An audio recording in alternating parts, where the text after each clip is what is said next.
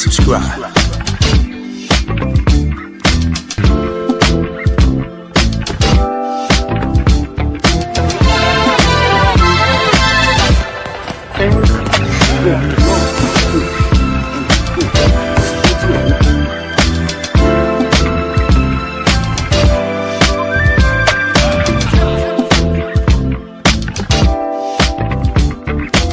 Subscribe to my guy, Uncle D.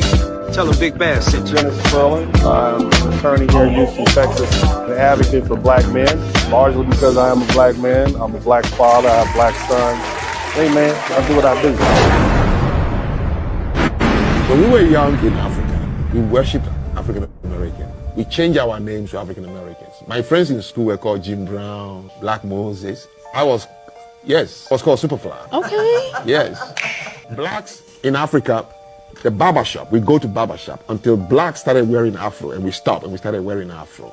We blacks hated our own fabric, the dashiki. It's culture. People assume that culture is about how you sing and how you dance and what you eat and what you wear. All right? They think it's just your rituals or your celebrations. But culture is far deeper than that. That's part of it. Culture is about framework. It's about ideas. It's about values, about beliefs. The stuff that shapes a people and how they live and what they build and important to them and how they govern themselves. Shout out to DT. Stick me for my culture, vulture. Why they wanna stick me for my culture, vulture? Why they wanna stick me for my culture? Don't trip. I'm gonna take it off your hands for you. These items aren't for sale. How do you think your ancestors got these? You think they paid a fair price? Or did they take it and took everything else? Yes, we are the culture, vulture. Tell me who told ya? Put drip on like we bosses. Peep the slang you talk. Be humble, live, wearing LA Dodgers, connivers. NBA culture, we so for years who done robbed us, might like us. We are used to.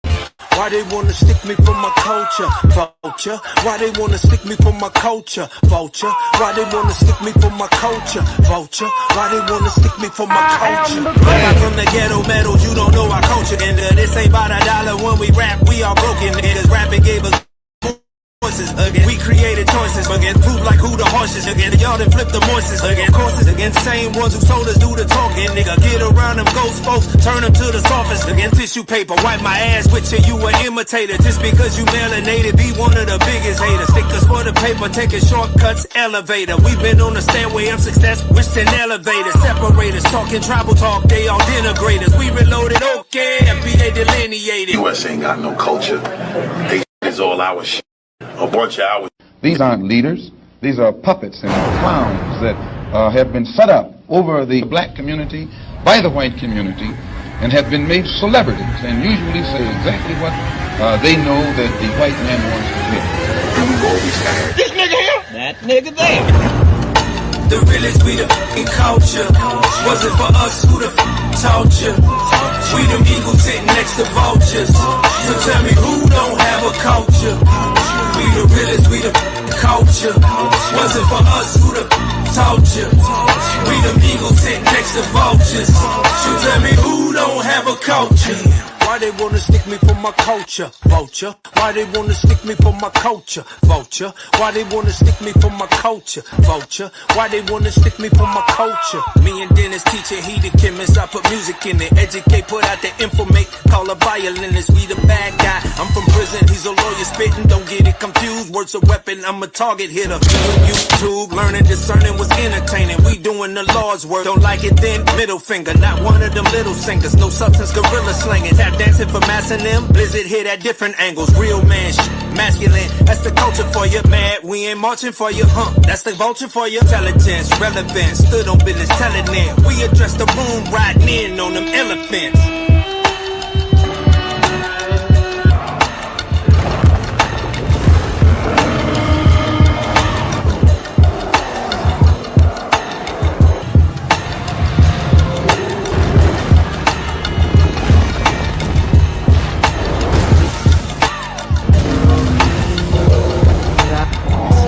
American culture that is good comes from foundational Black Americans. True. The food, the dance, the slang, the sports, the entertainment. Come in with a culture that they can establish a culture that they can now build businesses and industries and relate back to their homeland. Black folks get nothing. Man, Africa ain't built no ship and came back over and rescued one nigga since we left from Africa. Yeah, and Africans don't like us. The music genre was created by foundational Black Americans. We are the culture.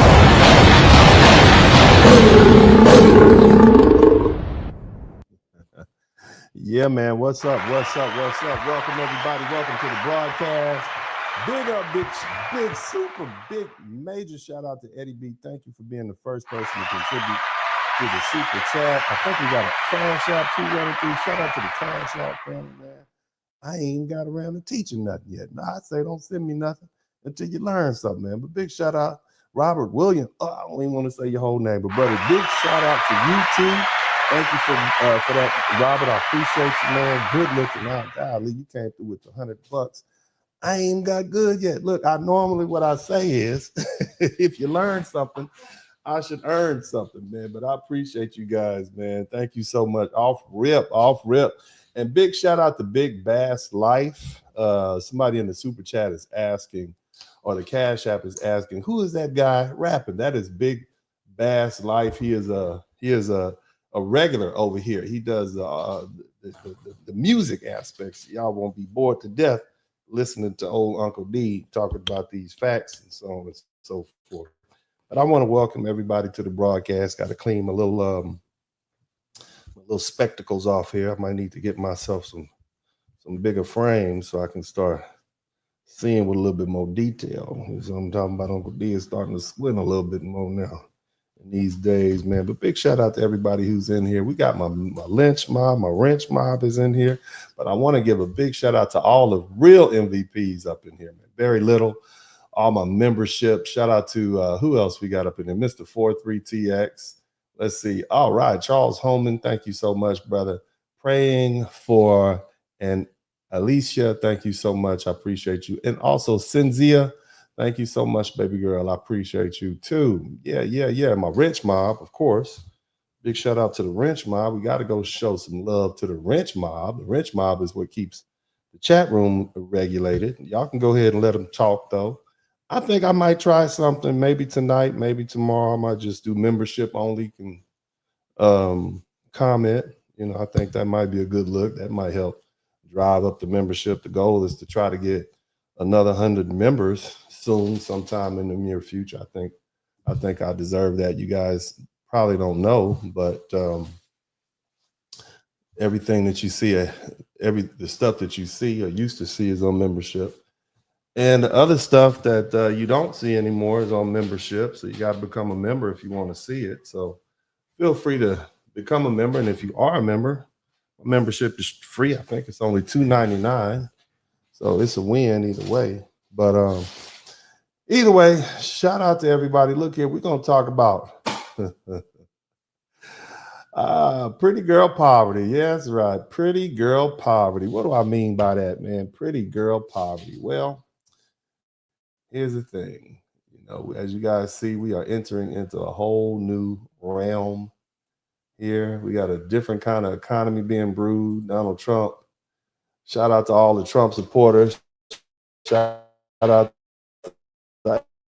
Hey, look, the only thing I tell vote their interest. Okay, that's what I say. I don't care if you sat on the couch. That's none of my business. I just tell people to vote their interest. Okay, and vote their interest simply means vote your interest. If you are a card-carrying member of some sort of union or something like that, you probably should have voted for the Democrats. If you are a small business owner and you want low taxes, you probably should have voted for the Republicans. If you're a person that is against immigration and you want to get some immigration reform, you probably should have voted Republican. Hell, and if you didn't like either one of the candidates, I'm not mad at you if you stayed on the couch. But either way, we have to deal with what's at hand. You understand me? And what's at hand is we got a whole new type of economy that Donald Trump is putting together. Okay, so ladies and gentlemen, today we're going to discuss a crisis that's affecting millions of women across the economy. Right? I'm gonna call it the pretty girl poverty phenomenon. Right? And no, this isn't just about politics. This is about women's survival. It's about how economic policies impact real people's lives, especially women. And women who worked hard to be independent, to make their own way. All you independent ladies out there.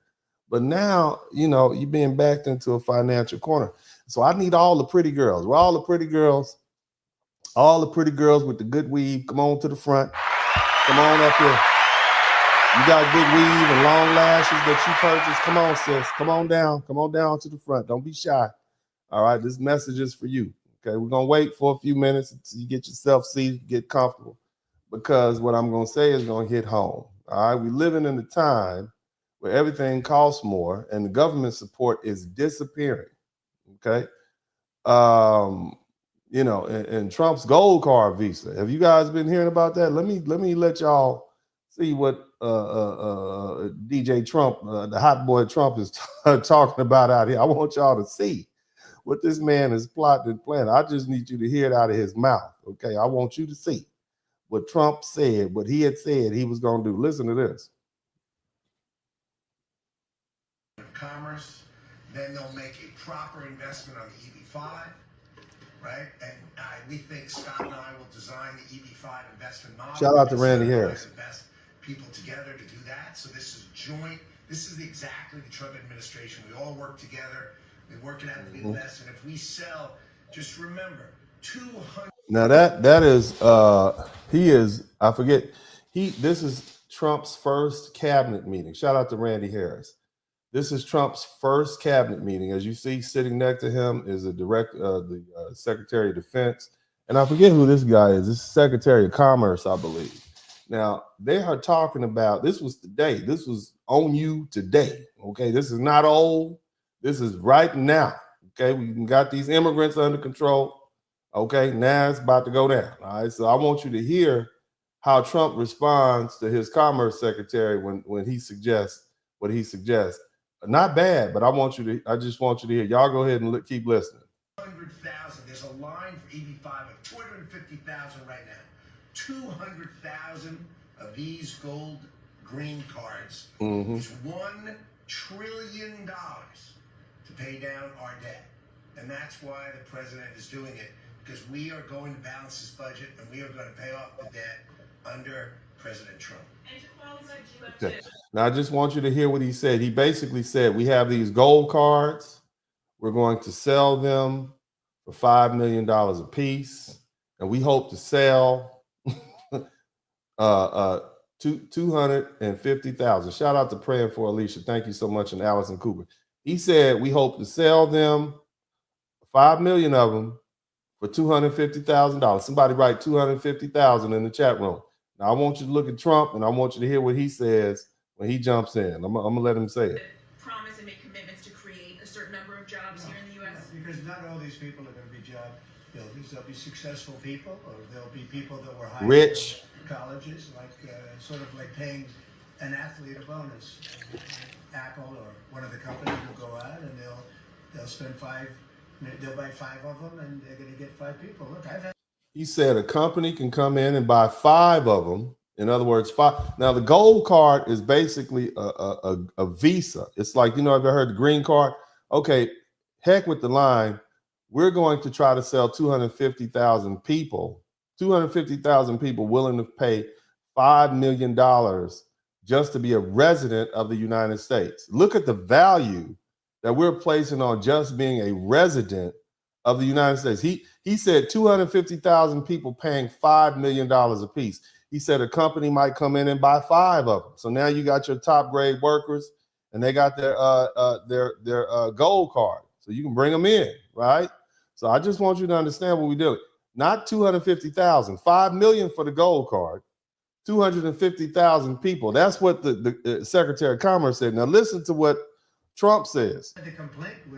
I've had the complaint from a lot of companies where they go out to hire people and they can't hire them out of colleges. And you know what they do? They go back to India, or they go back to the country where they came, and they open up a company, and they become billionaires. They become, and they're employing thousands and there are a lot of examples. There are some really big examples where they were forced out of the country. They graduated top in their class at a great school, and they weren't able to stay. This is all the time you hear it. And the biggest complaint I get from companies, other than over-regulation, which we took care of, but we're going to have to take care of it here because a lot of that was put back on by Biden. But the biggest complaint is the fact that they can't have any longevity with people. This way they have pretty much unlimited longevity. Also with the 5 million, you know, that's a path to citizenship. So that's going to be, it's sort of a green card plus. And it's a Somebody type green card plus in the chat room. Path to citizenship. We're going to call it the gold card. And I think it's going to be very treasured. I think it's going to do very well. And we're going to start selling hopefully in about 2 weeks. Now, just so you understand, if we sell 1 million, right? Now he said, how many we going to sell? 1 million. The other man said 250,000. Trump said we're going to sell 1 million of them. 1 million of them. So you're going to have 1 million new millionaires in this country. I just want you to understand something. Okay? I don't even know if there's that many millionaires in the world, but people who are going to generate that type of money. Can you imagine that? We have 1.8 million black millionaires in this country. Can you imagine adding another 1 million millionaires? What is that going to do to the economy? How are you going to be able to support yourself? 1 million new millionaires. And I'm not saying each one of these people are going to be millionaires, but what I'm saying is these people are going to have access to your roads, your highways, your housing market. They're not going anywhere. So they're going to be more likely to invest. So that house that you wanted to get for $600,000 is now going to go up to $280,000.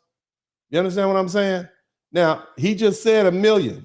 We're going to sell 1 million people these $500 million gold cards. Now keep listening. 1 million, that's $5 trillion. That's $5 trillion. Trillion. Howard was using a different number, but that's $5 trillion. If we sell 10 million, which is possible, 10 million highly productive people coming in, or if we sell 10 million, did you hear what he said? If we sell 10 million, what are we going to do? What you living in Dayton, Ohio, and one of these 10 million millionaires move into your community. Let's say 50 millionaires move into your community and you're in Dayton, Ohio. How are you going to afford to live in Dayton, Ohio anymore? What's going to what is going to happen to the cost of living if 10 million millionaires and everybody that hired them come over here and you have all these? What is that going to do to you, America? Huh? Let's keep listening. Let's keep on listening. People coming in, or people that we're going to make productive. They'll be young, but they're talented, like a talented athlete. That's $50 trillion. That means our debt is totally paid off, and we have $15 trillion above that. And I don't know that we're going to sell that many. Maybe we won't sell many at all, but I think. What I'm saying is, do you all see what I'm not mad at the plan. Basically, look, we're going to sell citizenship. Now, I want you guys to understand. I want you to just understand what the president said. All you Americans out there, all my real Americans, didn't we just make a big deal about getting rid of these immigrants? Isn't that what we wanted to do? We got rid of all the immigrants and sent them back down to South America and Central America. That's what we did, right? We sent them all home. And then Trump just turned around and said, we're going to bring in 10 million more immigrants, except these immigrants are going to be rich. And so you all are concerned about your culture. Shout out to all the folk who say they are going to replace you. That's what they are going to replace you with rich millionaires. That's what's going to happen, and their families. And you're not going to be able to compete in this economy. All right. Can you imagine what the prices for hotels and housing is going to be in Miami and New York in about 5 years after 3 million millionaires move here? Huh? Can you imagine that? It's going to be astronomical. All right, let's let the president finish. I think there really is a thirst. No other country can do this because people don't want to go to other countries. They sure don't. Everybody wants to come here, especially since November 5th. Especially since I'm back. Now, I want you to contemplate that. Just put your thinking caps on. Now, Donald Trump, I voted for him. I'd vote for him again. I'm cool with what he's doing, but I'm in a different situation than most people. Okay, I benefit from the Republican policies at this point that I'm in. But the average American thought, hey, he's going to get rid of all these immigrants so we can have a chance. Get rid of all these people taking our jobs, cutting grass and painting curves and such, right? Trump don't care about y'all. You're not special to him. And you know who I'm talking about. I'm talking to my whites. All my whites, y'all voted to get all the brown people out. And now you got a different kind of brown people coming back. This different kind of brown people got a lot of money, okay? And here's the other thing. So that being the case, I just wanted to establish that foundation. So just think about that. Now, again, we're living in a time where everything costs, all right? It costs more and more. And the government support is disappearing. So Trump's gold card visa, and that just lets you know where he's going with it. Y'all make sure y'all hit the subscribe button and like button as you come in. I think I need like 80 more people to get to 75,000. That'd be cool. If y'all can get me 80 subscribers, that'd be awesome. But now but I want to get back to this, and you don't have to contribute to the Super Chat, the Cash App, and the PayPal, but I require that you definitely hit the like button, because if you don't hit the like button, I'm gonna make y'all listen to some gospel music for about 25 minutes. All right. So don't cheat me on my likes. Okay. But nevertheless, so this Trump gold card visa is just rolling out the red carpet for billionaires and multimillionaires around the world. But what about the hardworking American women? Okay, because fellas, and I'm not going to talk about you all, because the truth is, you and I all know that nobody cares what happens to men. I think we can agree that a man can be living under a bridge and nobody cares. It just is what it is, fellas. I think Chris Rock said it best: unless a man is producing, he's a nobody. But when we start talking about women, right? We got, think about it. We got all these job losses and welfare cuts and few opportunities. It's going to be a lot of women forced to rethink their future. Not because they want to, but because they really don't have a choice. For some of them, it's going to be falling back to being traditional housewives if they can, and relying on men for financial support, or even struggling to try to survive in industries that once promised them independence. But I don't know. The problem is when you start looking at industries like entertainment and, let's say, social media and sales and those sort of things, online content creation, that's drying up, right? That stuff is drying up. And this isn't the first time the economy has changed, because I'm not going to say it's collapsing. I'm going to say it's changed. And the way women live their lives is going to be affected. We've seen this before. Okay, the Great Depression from 1929 to 1939. Women who had independent lifestyles, they were forced to marriage just for survival. After World War II, when men came back home from overseas, the women were pushed out of the job market. Okay, and these same women who were in the job, who were in the construction sites and so on, they were pushed clean out the job market. All right, that's when the 1950s rolled in. These same women who were housewives 10 years before were working at the plants building bombs for World War II. And then what about the 2008 financial crisis? Women stayed in unhappy relationships because they simply couldn't afford to leave. And now Trump and this economy, we're watching the same pattern unfold, and it's happening fast. Even industries that once provided an escape route, like strip clubs, shout out to all my strip club attenders, adult entertainment, OnlyFans, all of those are struggling industries. And the reason is because men have less money to spend and they're less concerned with entertainment like that. But at the same time, more women are flooding into the industries out of financial desperation, and it's creating more competition and lower earnings and even more economic instability. Okay, and now let's not even mention the 200-something thousand federal workers that just lost their job, right? And that fallout is going to be catastrophic, not just for those employees, but also for those entire communities. Look at all the houses for sale in the DC area, okay? You got local businesses, schools, all of them are going to take a hit. And the gap between the rich and the poor is going to grow. And women, especially single moms, especially single women who have children, they're going to be left with a lot fewer options, especially if you can't up and move. So what does that mean for women? It means financial independence is slipping away. It means that without government assistance, without stable careers, women who once had safety nets are now forced into dependent relationships just for survival. Somebody type, "Hey, big head." Somebody type, "Hey, big head." That one. You know what I'm saying? What's happening is you're going to see that you have, as a matter of the economy, the environment, is this economic stress is reshaping gender roles and is pushing women back towards more traditional relationship, whether they like it or not. And so today we're going to break it down. We're going to talk about history repeating itself. We're going to talk about some lessons we learned. Shout out to Eric Brodas and what real solutions exist for women.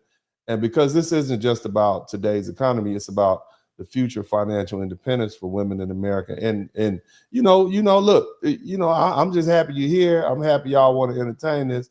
Did I say shout out to Eric Brodas? I'm gonna read all the super chats when I finish. But I want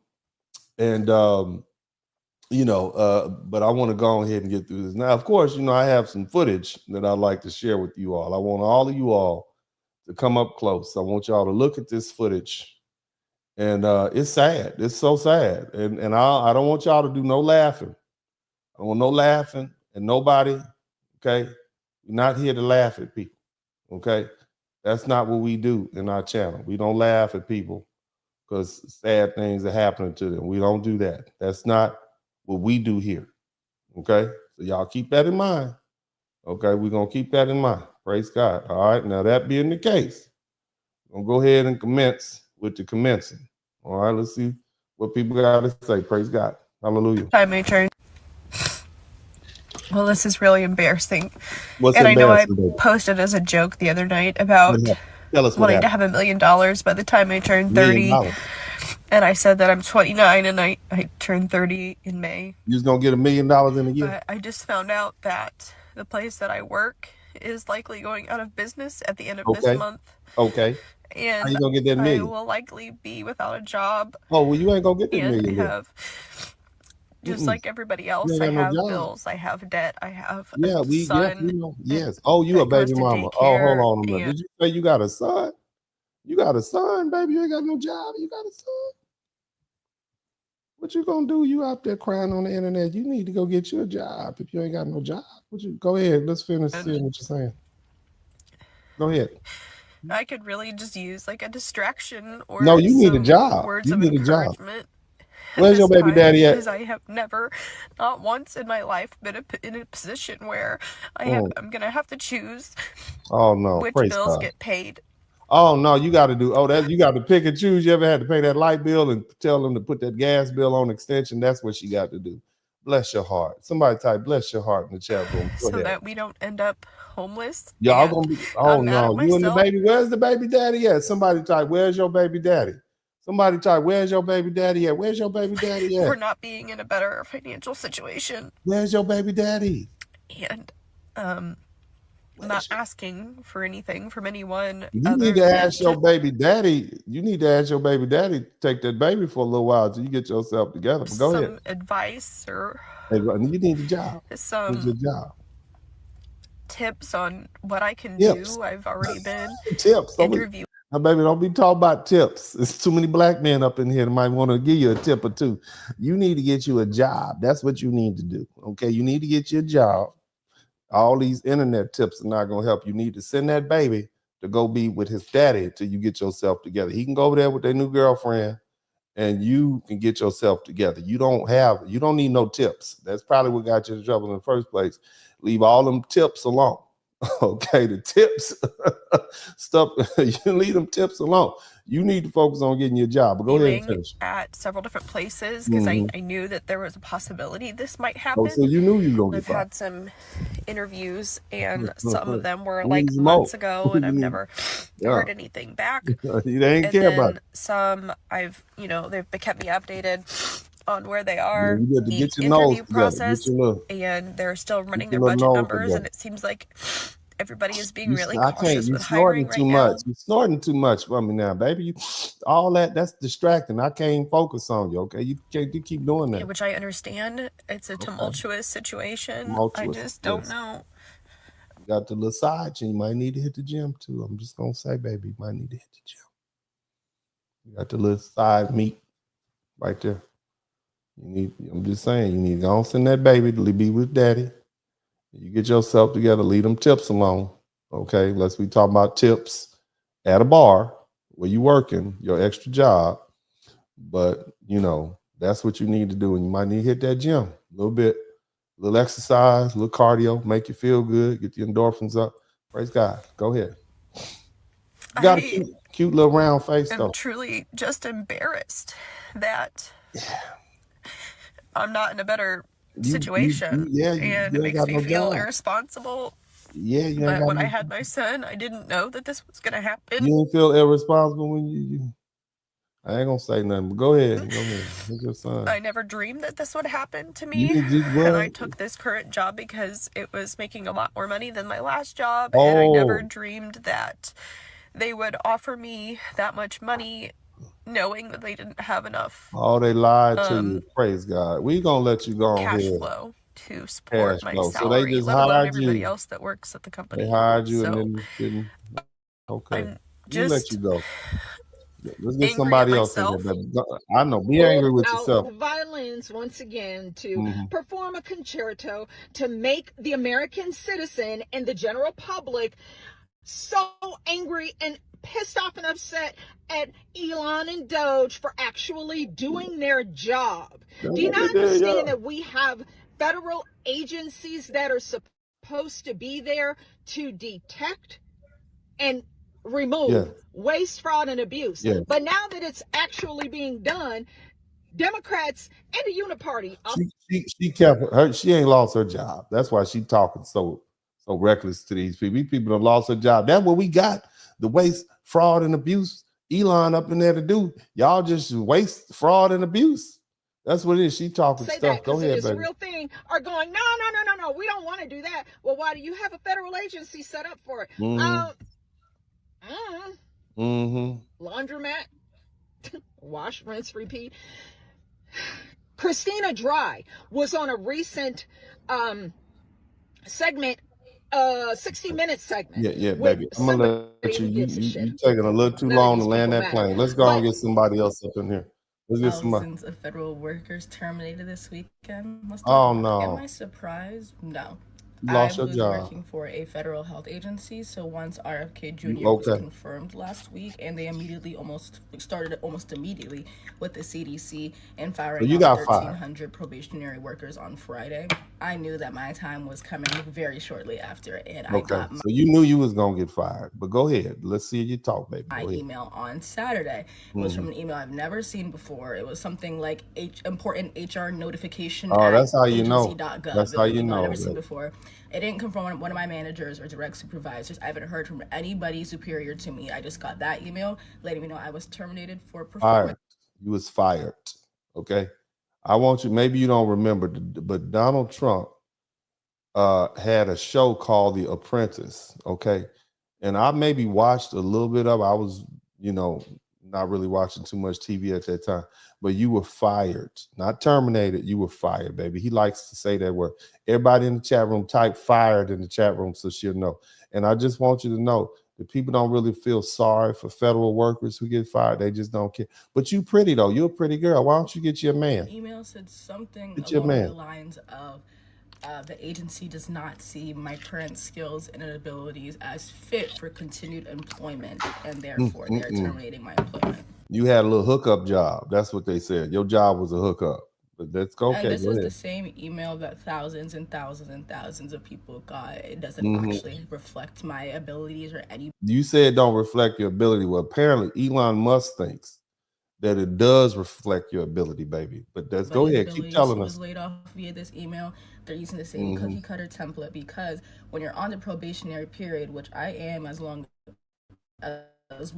as the thousands of other people currently being laid off, you can only let us go if it is a performance issue or a budget issue or something along those lines. And I guess the only reason obviously they don't need to just have a performance issue. Obviously, they could let you go with an email whenever they get ready. Obviously, I know what you think the law says, but apparently Donald Trump just came in and changed the law. But we feel bad for you, but we're gonna go ahead and get somebody else up in here because you know.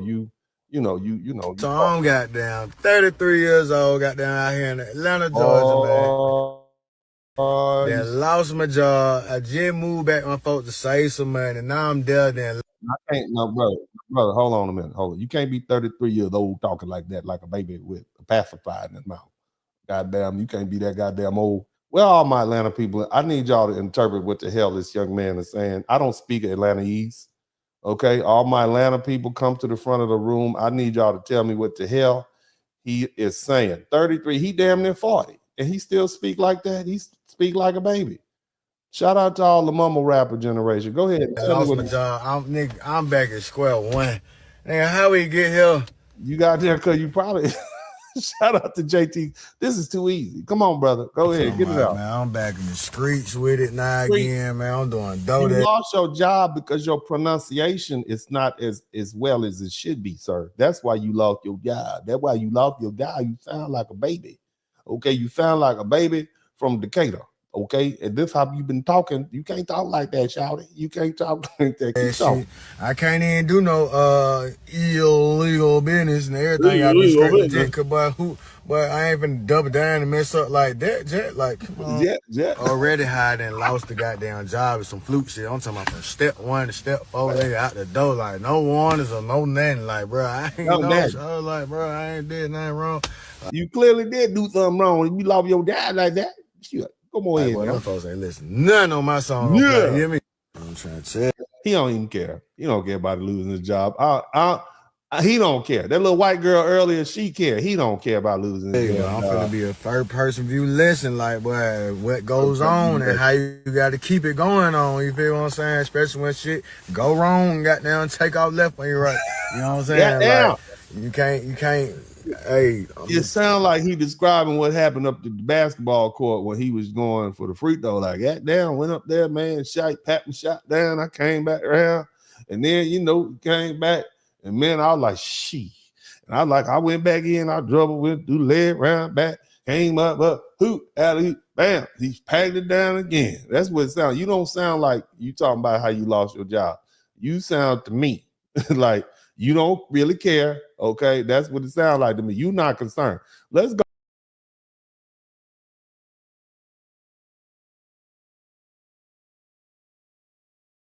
So I lost my job today.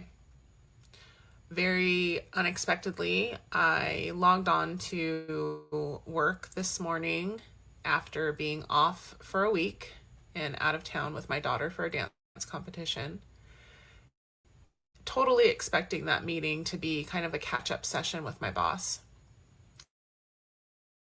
And this lady hops on that I don't recognize.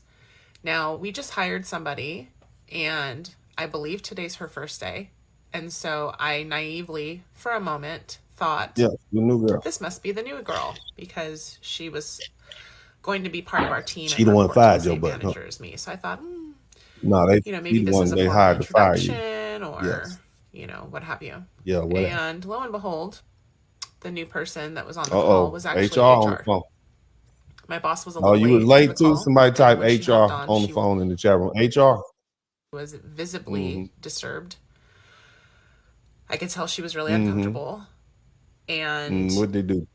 I immediately said, "What's up?" What's up? You was aggressive. And she rattled off a few things in probably under 30 you seconds. You fired. Get your out of here. Hopped off the call and let HR take the rest. Yeah, you out.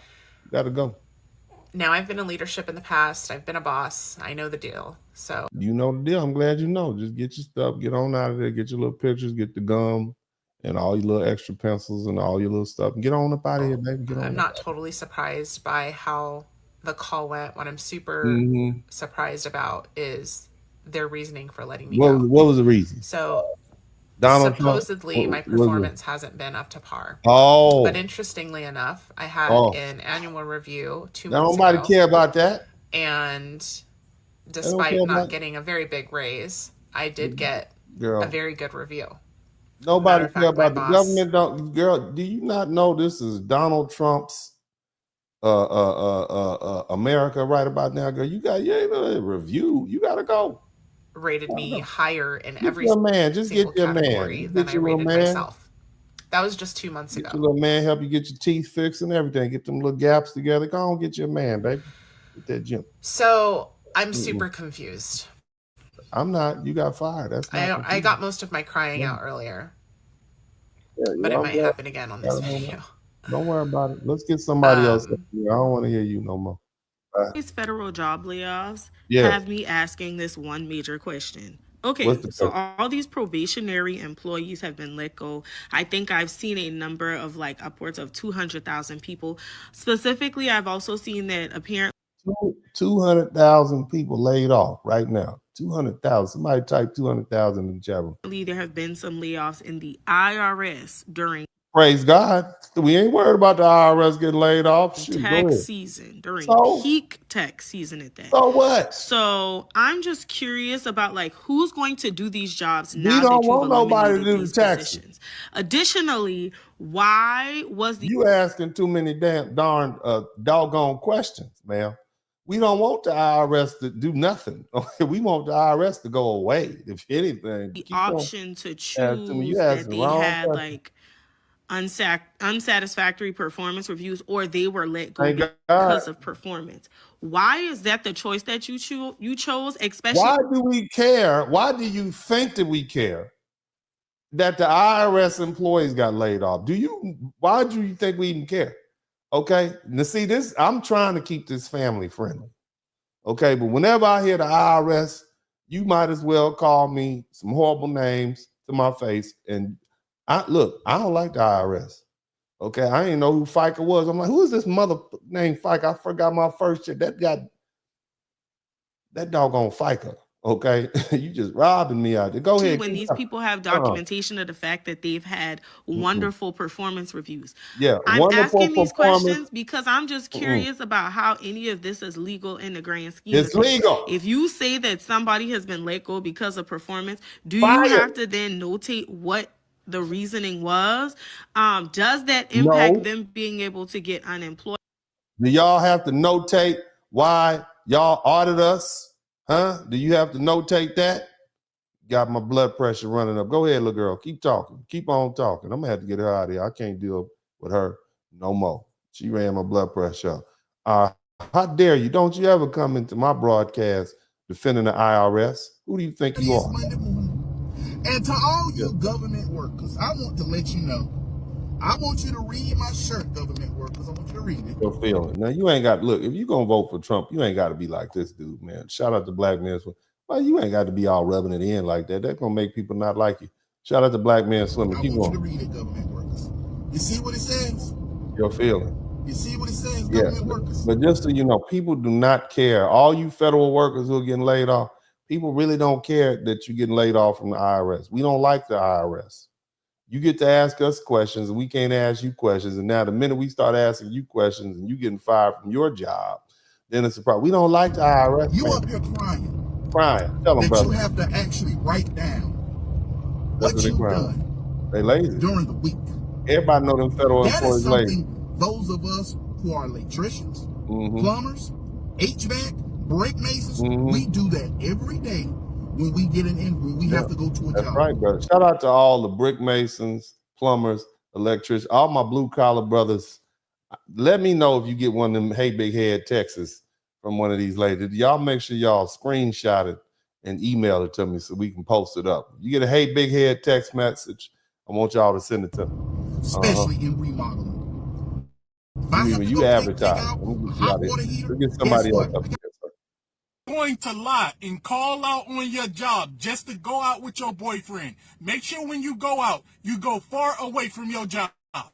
People, I can't make this up. This woman from Virginia with 4 kids called out sick on her job. She told her boss she was having very bad stomach pain. She told her boss it was that time of the month. When she told her boss she was having very bad stomach pain, her boss let her take off with no problem, even though it was going to be difficult replacing her. But when her boss let her take off, it was only one serious problem. She was lying about everything. She wasn't having stomach pain. She wasn't on her cycle. She wanted to go out with the man she recently met online. The man she met online was a pilot for Spirit Airlines. She really liked this guy. She did not want to mess it up, so she was going to go on a date with this man by any means. Now, mind you, this woman was divorced 2 times, and she recently broke up with one of her baby fathers. She had 3 baby fathers. Also, this woman recently got a promotion on her job. She was making a lot more money. Now, mind you, her 2 ex-husbands didn't help her much with the This is fact intensive.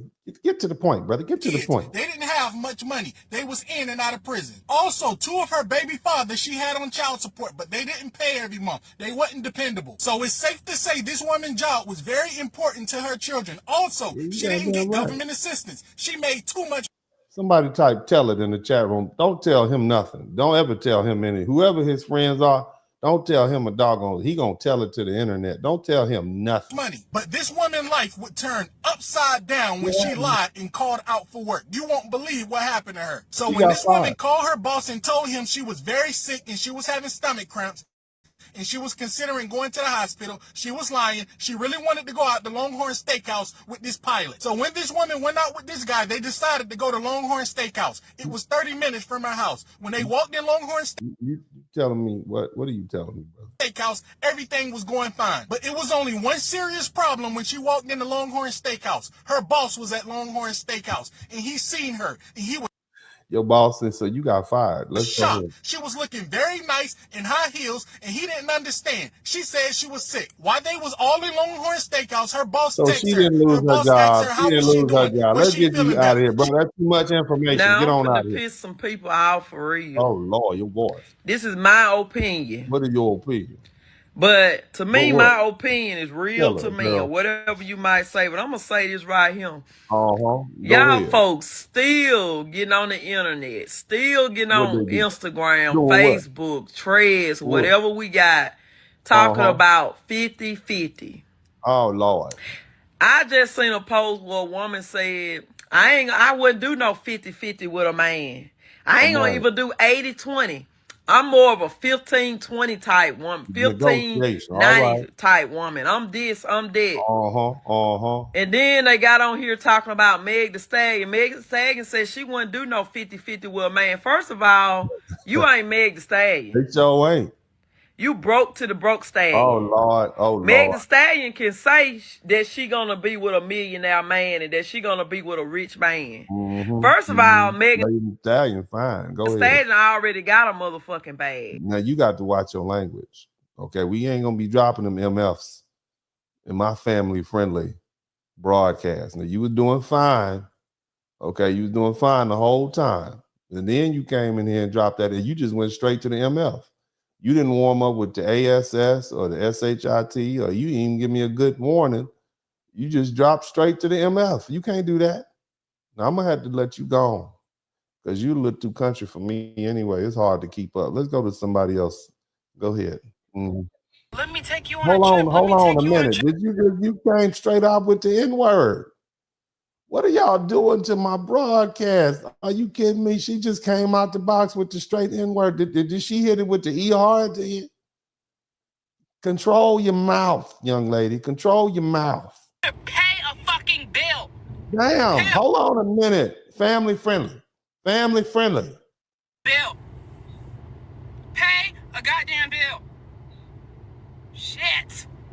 Ma'am, what is the problem? Okay, obviously, you don't want to go on a date. You just want them to pay a bill. You want the N-words to pay a mother effing bill. They're not going to pay for your bills. You're too aggressive and loud with that. Okay? No, I don't want to And you got 2 tattoos on your neck.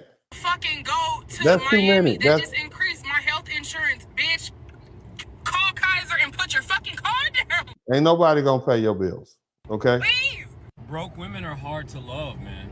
No, they can be broke, but they can't cuss like that. They gonna run everybody away, bro. That's what's going on. I'm not. And that's she said she done messed up your time. I'm sorry. I can't have y'all.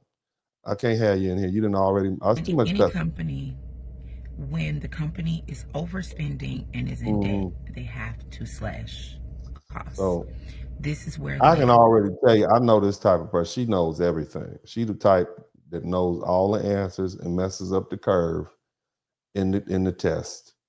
She clearly knows that. She's very smart. I can tell. Go ahead. She gonna tell you ladies what you should have been doing. Don't you hate the friend like that? They always know everything. Go ahead and tell them. They ain't gonna like you.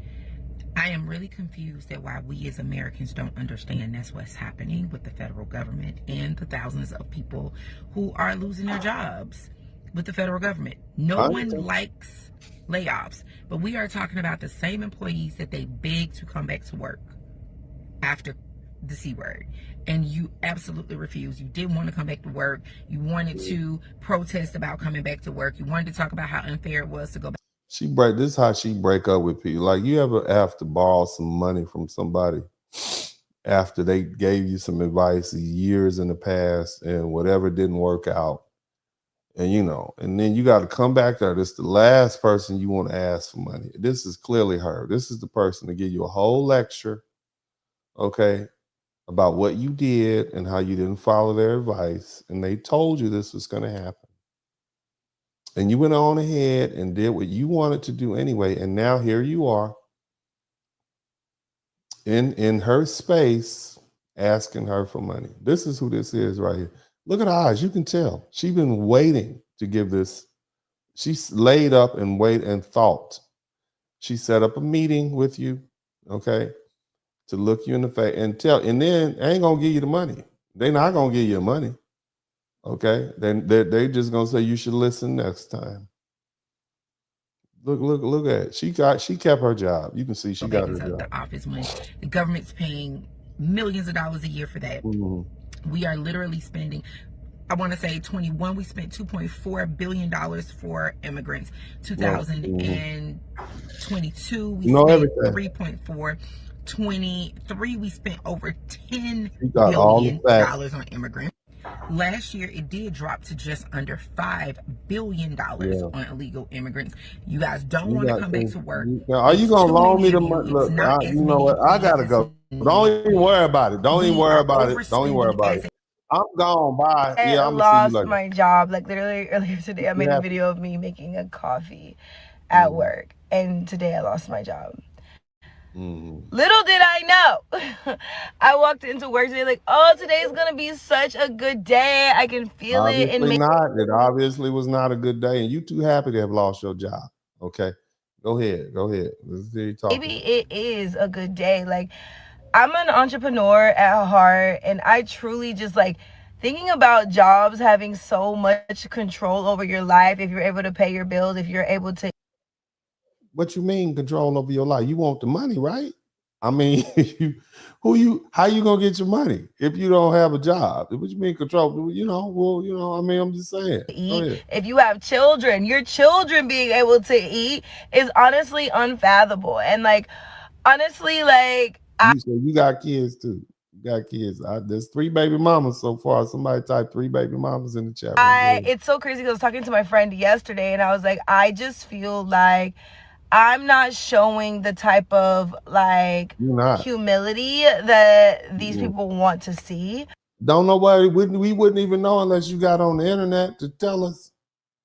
Nobody would know you lost your job. You could have lost a job, had a new job, but you on the internet, you want to tell it. Why you tell all your best? That's embarrassing. Go ahead. And I'm a very confident person, but humble is something that, like, when you come from a background like me, when you've gone through the things, you've seen the things, humble, how can you not be humble? I walk with my head held high because the fire didn't burn me, So it's like, I know that the reason that I got fired, let go, whatever, is not actually true about me. And it's never true. It's never true. Why it's about, I know, baby. But go ahead. Anything, I just feel like God keeps showing me that, like, hey, what are you doing? Like, I called you into. No, it wasn't God that fired you, baby. Don't blame God. Okay, God, I've read the Bible. The Bible does not give instructions on firing people. HR fired you. Okay, so don't bring God in this. Praise God. Don't bring the Lord in this. Blame it on HR. Okay. Blame it on Donald Trump. Don't blame Jesus. Jesus had nothing to do with this. Go ahead. The Proverbs woman is an entrepreneur. Like, you can do this. I need you to believe in yourself as much as you believe in these jobs and in other things. Why people get so philosophical when they get fired? They be complaining about their job, and then they get fired, and it's all philosophical and controlling me and all that. To be able to take care of you, that I've given you what you need to take care of yourself. So I lost my job today. You got good teeth. She's a pretty girl. You look at them teeth. That's nice. You can get you a man. Somebody try to get a man in the chat room. Am I nervous? Yes. I'm going on vacation literally on Saturday, and I need this vacation. I'm going to enjoy it to the fullest. Okay. What do you mean? Like, you can't go on vacation. You ain't got no job. How you gonna go on vacation? You're going on vacation. That's why your priorities messed up. You done lost your job and you got some kids and you going on vacation. Come on now. You don't even care. I don't know. Like, maybe like I shouldn't have talked about like my amazing. Maybe you shouldn't have asked for that in them vacation days. That's probably what got you fired. That's probably what it. Keep on going, baby. Boyfriend, or I shouldn't have talked about just like sometimes I just like you talk about your boyfriend and your vacation at the job. We know why you got fired, girl. Like when you've struggled your whole life and you finally come out of the fire and you have flowers. Sometimes you back in the fire now, baby girl. You back in the fire. You cute though. She pretty. You get that boyfriend. You need to go ahead and put some pressure on him. Be like, let me go and move in with my kids. You get excited and you're like, you think other people are gonna be excited for you, baby? They're not gonna be excited for you. They are not. They are mad. They are angry. Ain't nobody mad at you. We don't even know you. You on the internet. Telling us you lost your job. Like, it's like, or they don't want you to burn. Like, I'm not. Nobody wants you to burn. You just lost your job. Go get you another job, girl. Saying that they want you to burn, but they want you to just. I feel like be wounded and continue to act wounded or act like. You just making up haters now. You just making up people. You trying to look for an adversary. There ain't nobody. You lost your job because you decided that you wanted to get a vacation. Okay. And that's why you got fired. And you was probably up there telling all your business about your boyfriend, bro, bragging and whatnot at your job. Keep your mouth quiet. Don't be telling people all your business. They don't know you like that. You look like you talk a lot. You put the little lip gloss on the little your mouth before you put the camera on, because that's a fresh coat. Okay, that looked like back when Uncle D used to have 1965 a Cadillac L-Dog with the blue paint. I put that new wax job on Sunday and I go ride up and down the street. Okay. That's what you look like. Okay. You put that gloss. You ever put that gloss on your tires, right? And make them shine even if they old tire. That's what you did. You did this on purpose. Almost unsure of yourself. But it's like when you walk through so many fires, you're so sure of yourself. And especially when you have that relationship with God, you're so sure of you and God together. God ain't really hiring like that. Am I nervous? Yes. Somebody else I know you should be. That are losing their jobs in the federal government. There are going to be so many more implications than just them losing their jobs. Okay, what you saying? That's enough. I mean, I live in the Washington D.C. area, and I'm gonna buy some of them properties that it's affecting, and it's just so sad. She hadn't lost her job. You can see how calm she is. She got that. She ain't lost no job. Okay, she's good. You can tell she's good. And she working on a second husband. Okay, she's got a pension. She got his Social Security. He died back around 1999. Okay, her kids. She's good. Don't. You can't listen to people like that. She don't really care either. And I know other areas of the country that have a lot of federal workers concentrated in those areas are going to have the same thing. She don't care. But what maybe people aren't thinking about yet is that areas that have a lot of federal workers, their economies in that area are going to be affected. Okay. Meaning, all right. What that those mean? people that have lost their jobs, they're not going to be able to pay their mortgages. They're not going to be able to pay their rent. We're gonna get some cheap houses. So we're gonna drive some new people can buy some houses. That's what you're saying. But go ahead. They're not going to be able to pay their credit card bills. All right, go ahead. You know, if their kids go to private school, they're not going to be able to pay that either. The kids, obviously, you can't send them to public school. There's some schools in Detroit. There's some nice schools in the Bronx they can go to, right?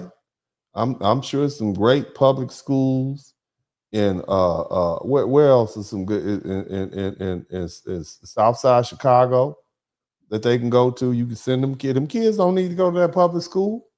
Okay, you kids don't. Public school is great. I went to all the public schools.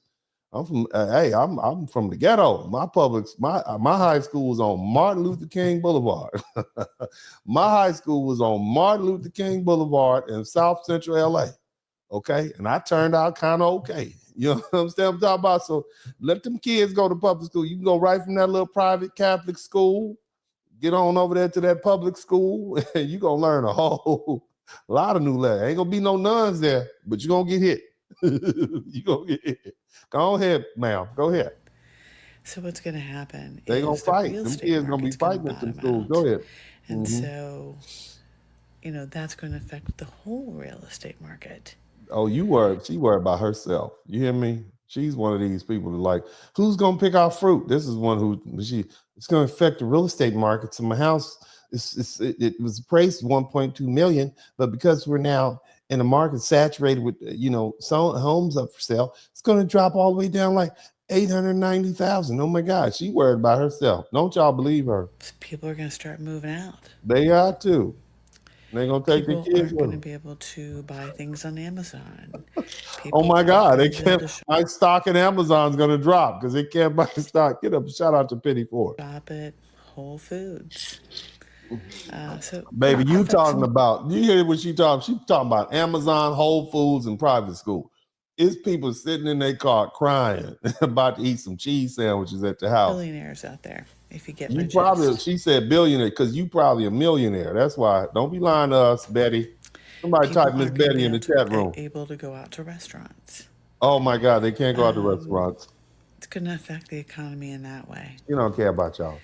And when it comes tax time, because they've gotten rid of all these IRS workers, you're not going to get your refund that fast. You don't get no refund because your money is all residual income, so you don't even pay taxes. Okay, you can't lie to me, Miss Betty. Okay, I know what you're doing, Miss Betty. You're sitting up there.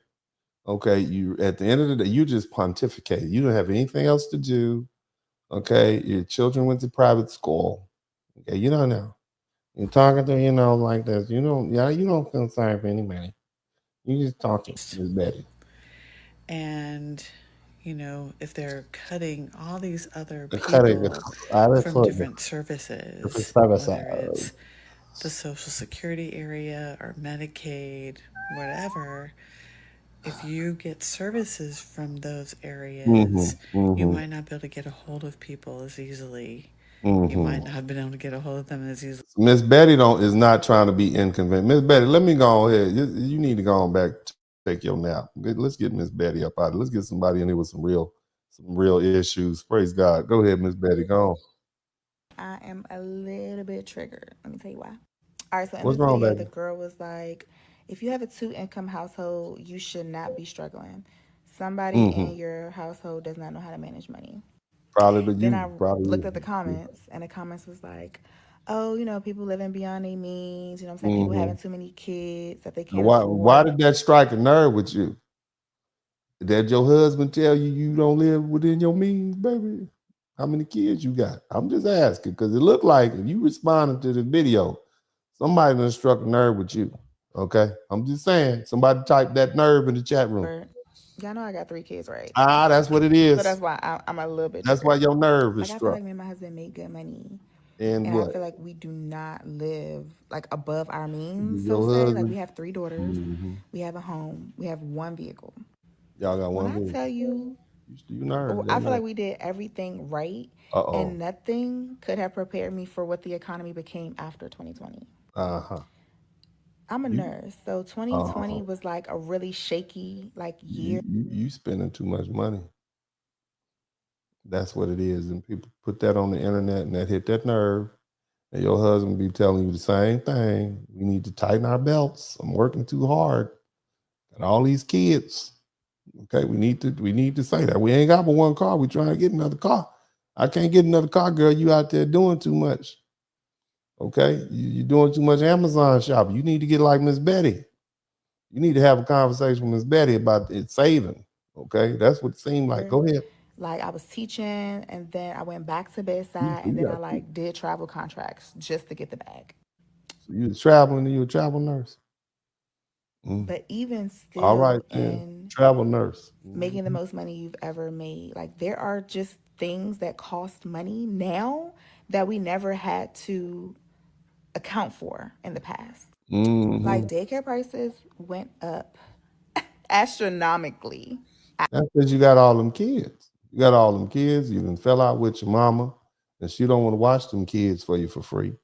Okay, at least your mama would have babysat, but you done fell out with her because you're too fast, and you trying to tell her who she need to be and what she need to do. Now she don't want to watch them kids for you. Now you got to pay the real daycare center. After COVID, but we know why you triggered. There was like a waiting list, and then all of a sudden, everybody who could provide a service. Yeah, they got to pay. Bullied into submitting a resignation for a job that I worked really hard for, that I qualified myself for, that I've given years of the federal government service for, and I'm well qualified. So it's not because I was a bad performer at work, and it's not because there was. So you got fired, but it's a job that you was well qualified for, and they bullied you into signing a document saying that you wasn't doing very well. Is that what you're trying to get us to believe? Go ahead. Let's let it. I know the audio is low, but y'all need to listen faster. Okay? Somebody type listen faster. When the audio is low, you need to listen faster so I don't have to repeat this. Somebody type listen faster in the chat room. Okay? Don't be in here complaining about my audio. Okay? Listen faster. Let's go. Funding at work. And it's not because of inefficiencies or anything like that. It's because sometimes, I guess, in war, there are always casualties. And I'm not going to say much, but I was forced to resign. But you need to go back to Nigeria, baby girl, and get you a husband. Okay, that's what you need to do. You need to get on back there and go to your tribe. Okay, and talk to the chiefs. And get yourself set up with a husband. That's what you need to do. Okay, it's obviously the little job you didn't do what your parents said do. Your parents told you you need to go to a doctor, be a doctor, go to medical school, an engineer. That's what and you want to go work for the federal government. Whose fault is that? You ain't listen to your parents. You was a disobedient child. If you was a doctor, you have a job. Because we got plenty of sick people out here. But you ain't listen. I'm gonna go ahead, keep explaining. Keep on explaining. When you work for something that you own, it's really hard for it to be taken away. And I spent all those years working on something to earn, and I'm gonna switch my mindset and start doing things differently. I'm never gonna step into a 9-to-5 again because I gave you should have did what your daddy said do. Work, go do something else. Too much of it, and I have nothing left for myself to give. Nothing at all. So moving forward, you spend all this time working on your career instead of working on getting a husband. And now you got nothing. You ain't got a job, no retirement, no nothing. You're pretty though. You're a pretty girl, but you made a mistake. But it's not too late. You still look good. Still good looking. Let's see what's happening. For the federal government and you work for home, you got until February the 6th to agree to go back to work in office or you will be terminated. Meaning you will lose your fucking job just because you don't. Damn, little lady. Look, first of all, watch your language. That's what you do. Okay, first of all, watch your language. Okay, you don't need to be saying all that. If you just tone down them MFers, okay, you just tone that down a little bit and be a little bit more ladylike. I'll let you stay on the show. Okay, now go ahead and make your point. Somebody, make sure when you hear them say these words, y'all hit family friendly because I'm not trying to get my channel demonetized for these people. Okay, go ahead. Back to work in office. Now, in my opinion, I feel like that's some straight bullshit because you got people who actually benefit off working from home. Like single mothers who don't really have the support, they have to cook, clean, wash everything, take their kids to school, pick their kids up, have to just be at home, and it's easier to just be at home and work from home as well. First of all, when you speak and your nose flare, okay? When your nose flare like that, I don't believe nothing you're saying. You want those people to speak and your nose flare. I'm gonna let y'all see it again. And then you dropping all these profanities. And the other thing is, why is the fact that you need to stay home and watch your kids the problem of the federal government?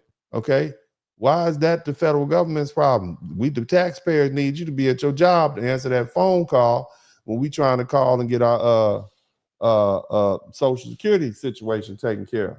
Okay, that's what you need to understand. But let's go ahead. Take their kids to school, pick their kids up, have to just be at home, and it's easier to just be at home and work from home as well. Then you got some people who work from home on site locations be far as hell from their house. Like, how do you expect? Like, this so crazy. This is gonna hurt a lot of people, y'all. But at the end of the day gonna have to end. All I can say is get on your knees and pray, my friend. If you are a federal government worker who cannot work from home anymore and also can't work in office, or just go ahead and be starting looking for y'all another job, because y'all already know when Donald Trump say some shit, he mean it. Also saying like he trying to do some type of payout buyout to like federal workers, like offering them money to like resign from their jobs. And in my opinion, I would not resign because I don't feel like they're gonna pay. And then they only saying like they paying like. Now you giving them people bad advice. They stay on their job and got fired anyway. All those people that stayed on their job and got fired like 6 anyway. months of work. So you got 6 months to find you another job. Yeah. And if you don't find another job in 6 months, you're just fucking broke. I'm gonna have to get you. When you could have just kept your job, worked for 6 months, and then 6 months more, and 6 months more, and 6 months more, and 6 months more until they actually just fucking fired you, and then you get on the. That's too much. That's too much. So you made an appointment. Yeah. For how to. Yeah. Somebody go get it. And don't have the funds. Always. Just like how I plan vacation and don't have paid time off.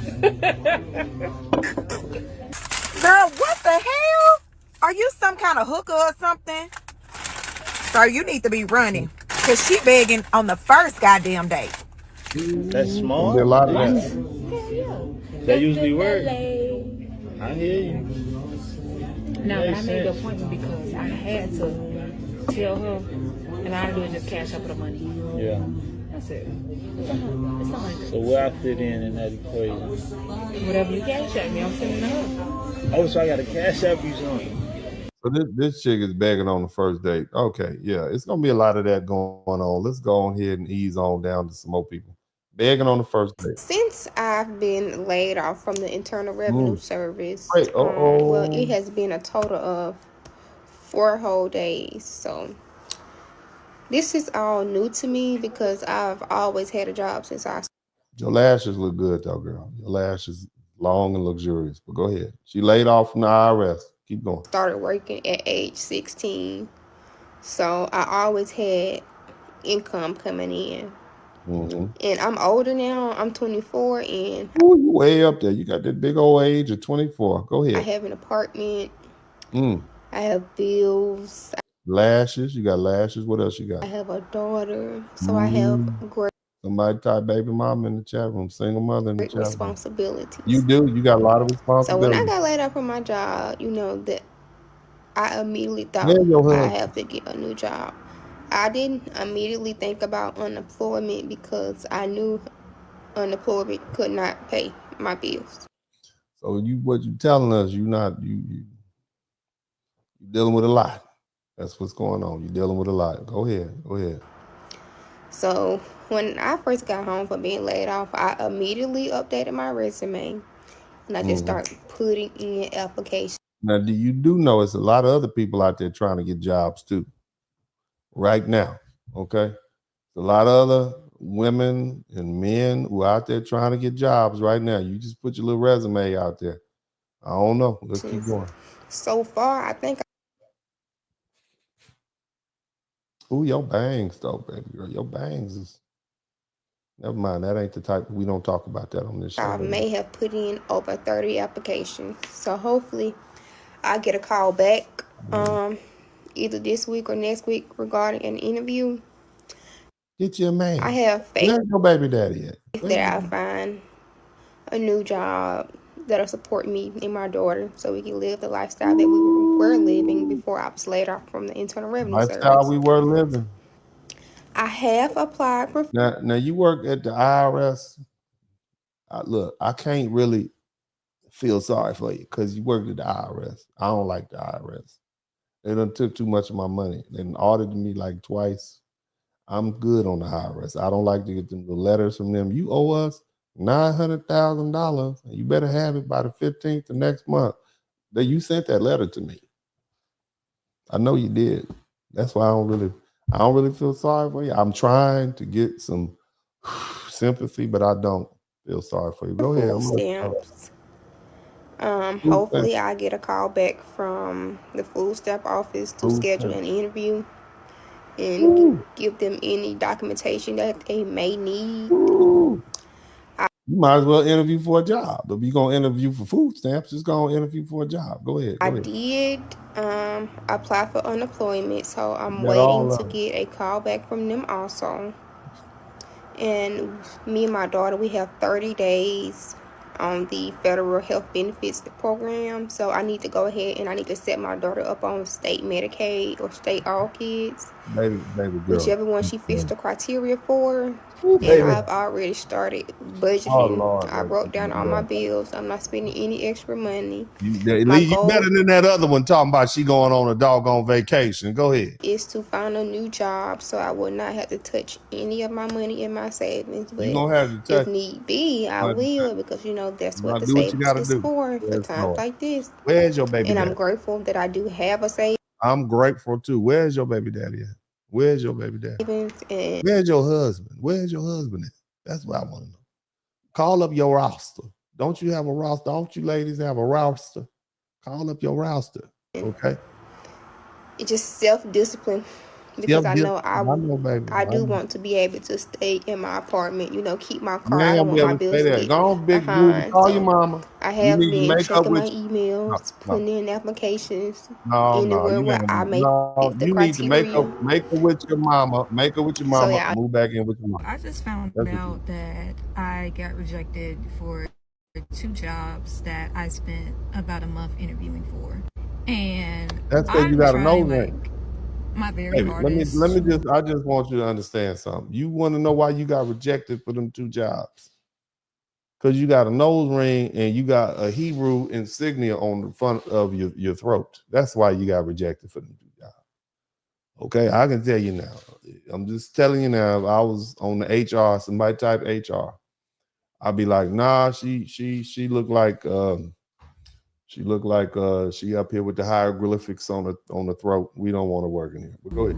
Not take it so personally and to not be like so severely hurt over it, because I really do feel like I'm at the end of my rope and I'm just mentally and just physically exhausted. You too young to be mentally and physically exhausted. You too young for that.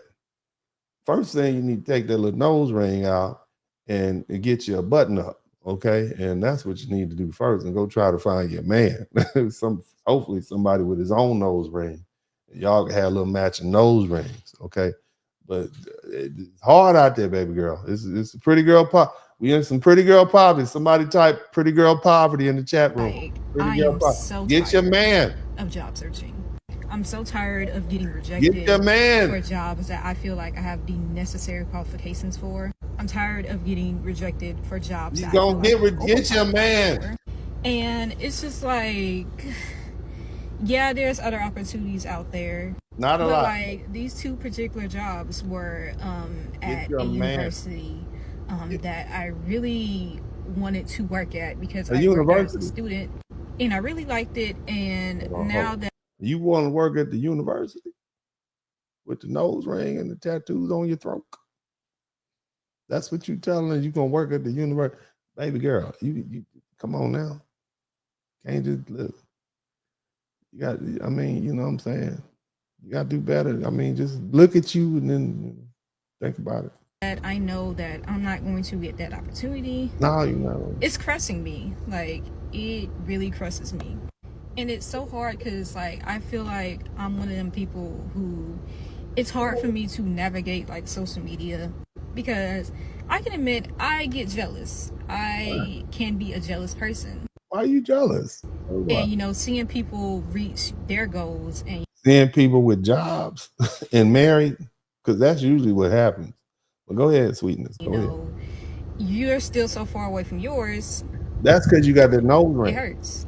You got that nose ring and that tattoo with that butterfly across your chest, looking like that's why it hurts. Okay, but you made it does. A little bad, but you'll be all right. You get your man. I'm gonna talk to you like you need to find your man. There's some of them out there. They'll pick you up, even though you got the little tattoos on your chest. Favorite followers sent me a video of some collage of pictures that a young lady was posting, and it was an unpopular opinion, and she wanted my opinion on it. And the young lady, she didn't say anything wrong, but saying something like, why you got to get on here with that bonnet? Why you baby? Why you got to get on here with that bonnet?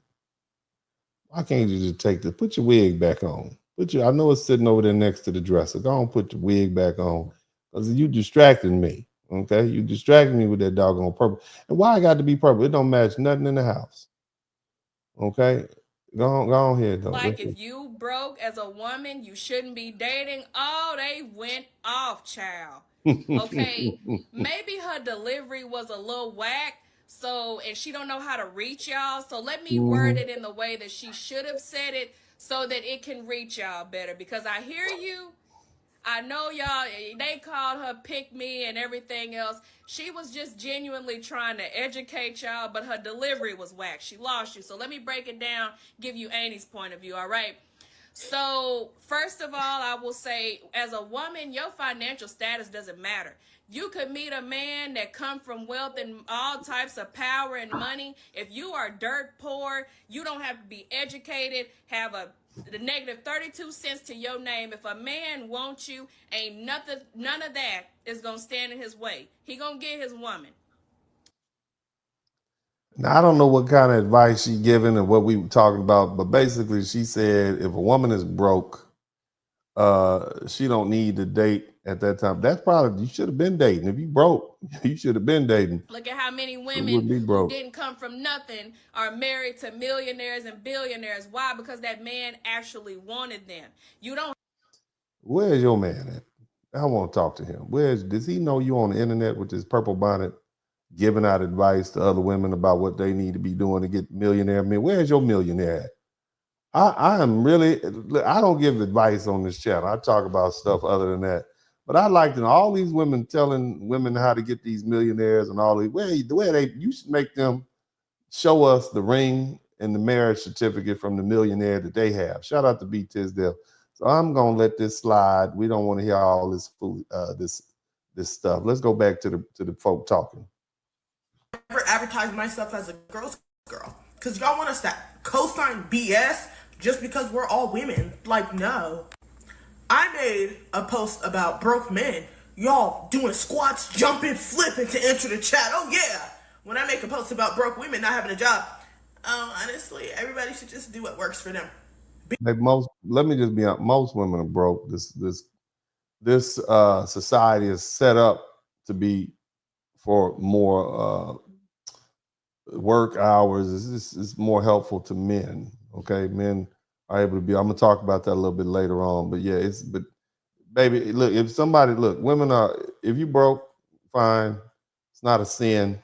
Okay, men being broke, that's more of a problem because men are expected to be provided.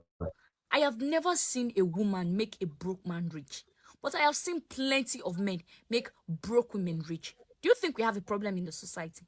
Oh yes, I think we have many problems in this. Her voice don't match her face. I'm gonna just go ahead. I don't want to. That's confusion. Let's go to somebody else.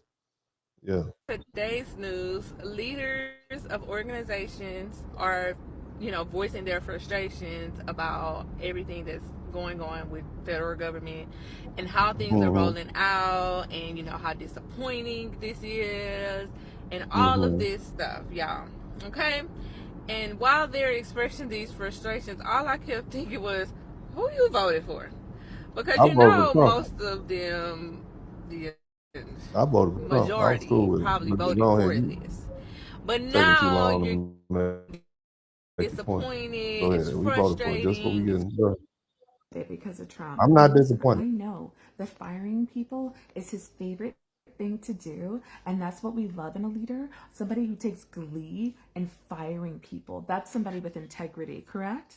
Correct. We love this. Yeah, he said he was gonna do it. Today, when I was working on a project for a contract, this was a 2-year contract that the executive director reached out to me and said, hey, Noelle, I know you just got laid off.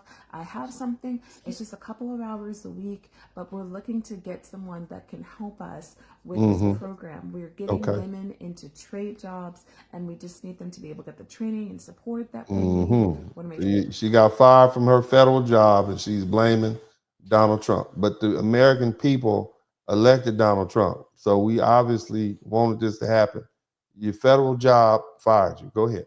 Leaders have what they need to make sure that women feel included when they get into these roles. Want it to be as smooth as possible. I know that you can do it. Can you take this job? And it was just enough to keep me afloat and do something that makes an impact. And the Department of Labor said today that I had to stop working. So you got fired from 2 jobs. That's what you're telling me. You got fired from one federal job, then got fired from another federal job. That's nothing to be proud of. I'm gonna have people in my comments that are thrilled that somebody like me, who helps people with disabilities, who helps veterans, who helps pregnant women, who helps parents, who helps Black, Indigenous, and other people. You ain't helping them. We got to pay you to do that. Help is when you do something for free.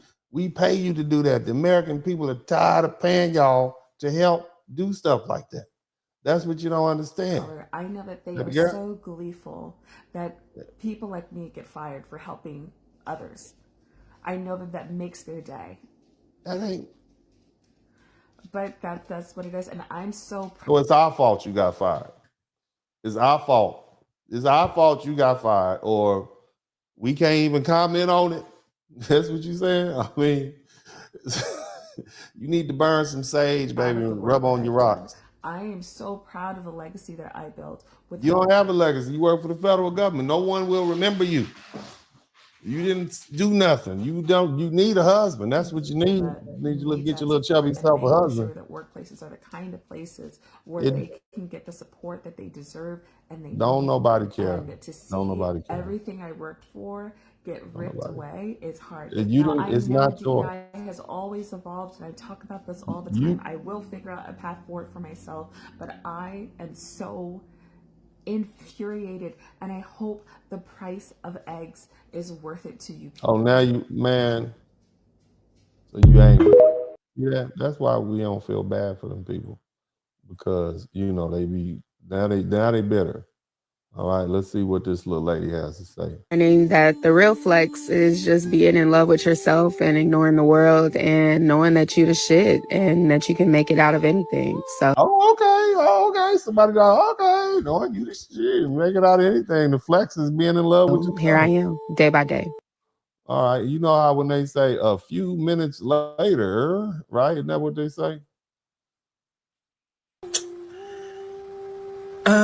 This isn't new for me, but at the end of the day, what the fuck I have to lose?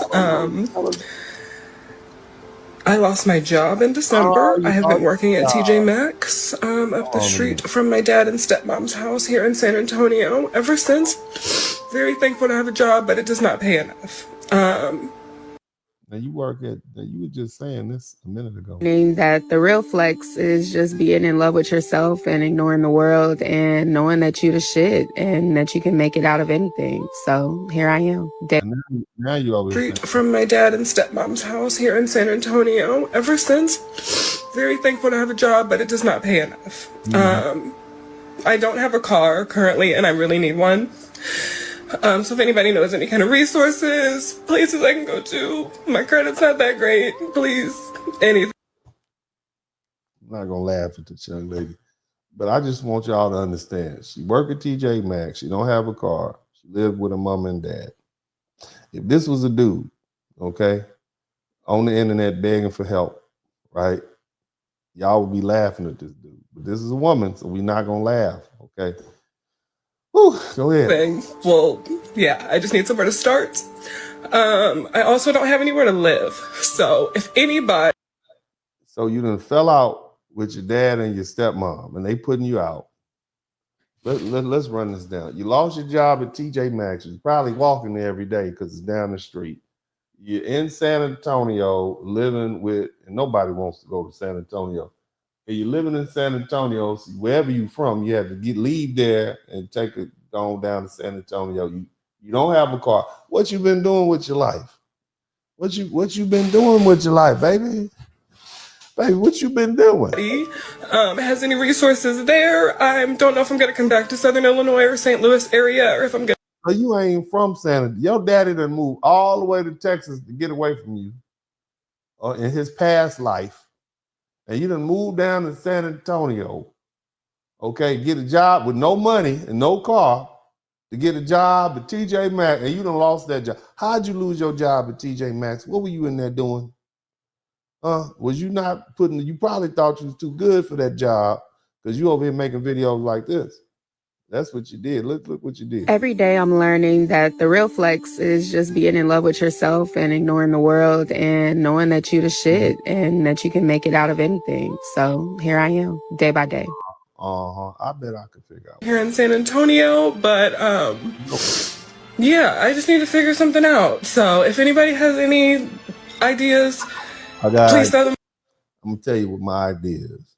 Be honest with you. Okay, from one light-skinned person to another. I don't deal with light-skinned women. You're too difficult to deal with. But I know there's plenty of colorist men out here.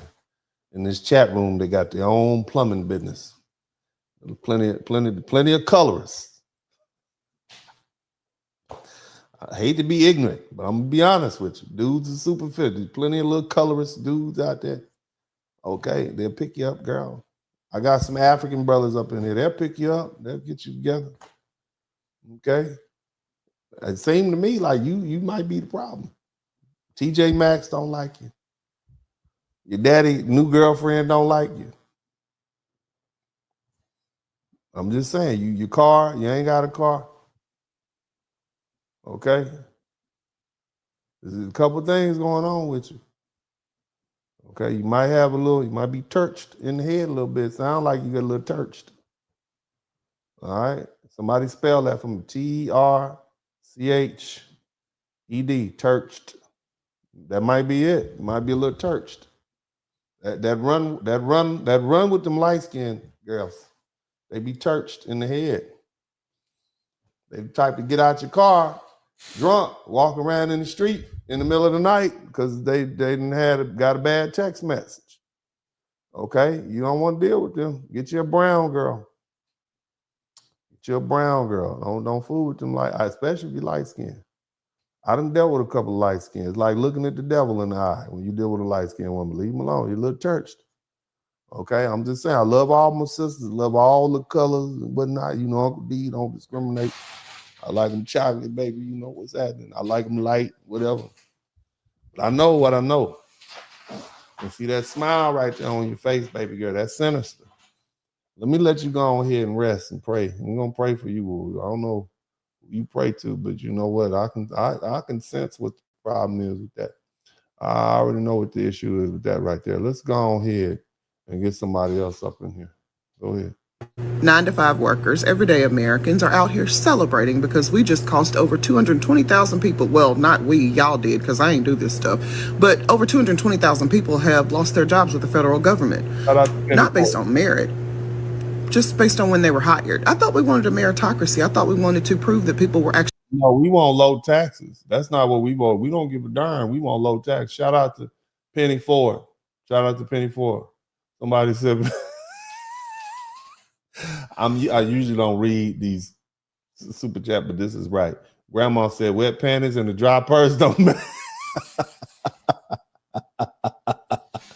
Ain't that the truth? Be able to do their jobs. We didn't do performance reviews. You don't want to do that, see, because then if that's the case, you got to get rid of every member of the cabinet. No, we don't. We want them to get rid of these federal workers. I don't know what's wrong. Why y'all acting like been appointed, and also your president. He's your president too. Okay, he's your president too. Stop acting like that. You don't care if you don't like. I want. You don't want that, but you also don't want to feed people.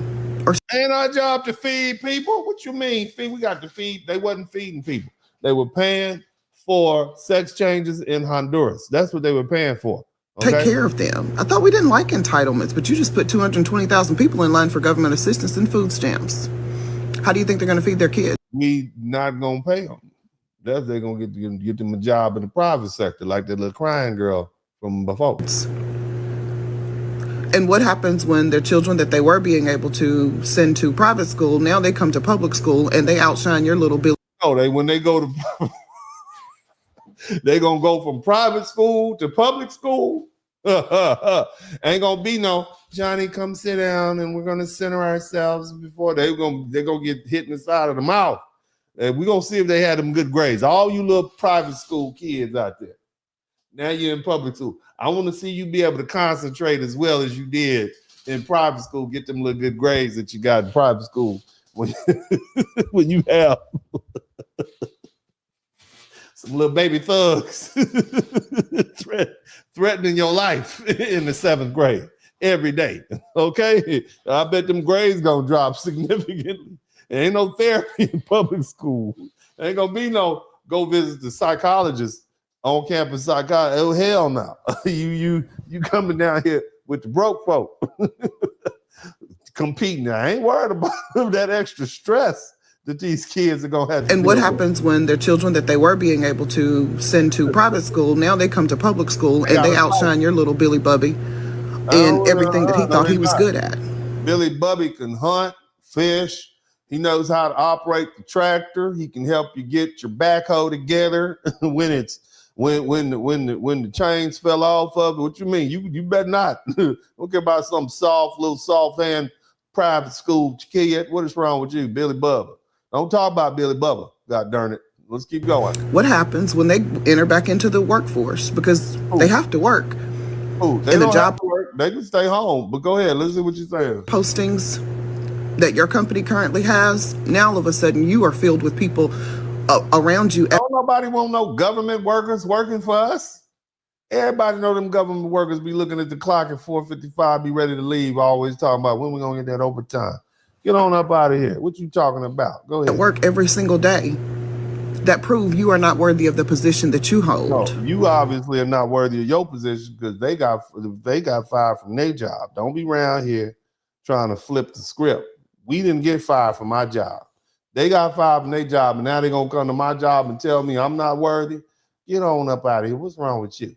And then 5 months, 6 months from now, you're in the exact same position. Oh, so you saying they're going to come up, well, you know, we just not going to hire them then. All my people in HR, don't hire them then. So they're going to take our job. Most people, over 70% of Americans, are a $200 disaster away. That's a flat tire. Broke. You're out here broke. Yeah, I'm trying to tell you. My job today because of Trump. And listen, Yeah, you angry. I'm gonna get you up out of here. Let's get somebody else in here. Okay, because y'all getting beside y'all self. That's what y'all doing. Y'all a little too aggressive. Today, after 20 years, no reason given, no conversation, no one called me, just a shitty formal letter. Ma'am, Karen, you're going to watch that language, okay? You're not going to come in here with your profane language and disturb our peace. But go ahead, Karen. And then I found out that someone I thought had my back was holding the knife. And that's got me kind of shaken. I can be, despite my snarky nature, I can be naive sometimes. And we can tell that you're snarky. We can tell that, Karen. Karen, we know where you got fired. Go ahead. Didn't see it coming. Feeling pretty down. The dogs are helping, of course. Oh, of course. The dogs are They helping. always do. I know. Hi, guys. Yes. I have 6 fosters right now.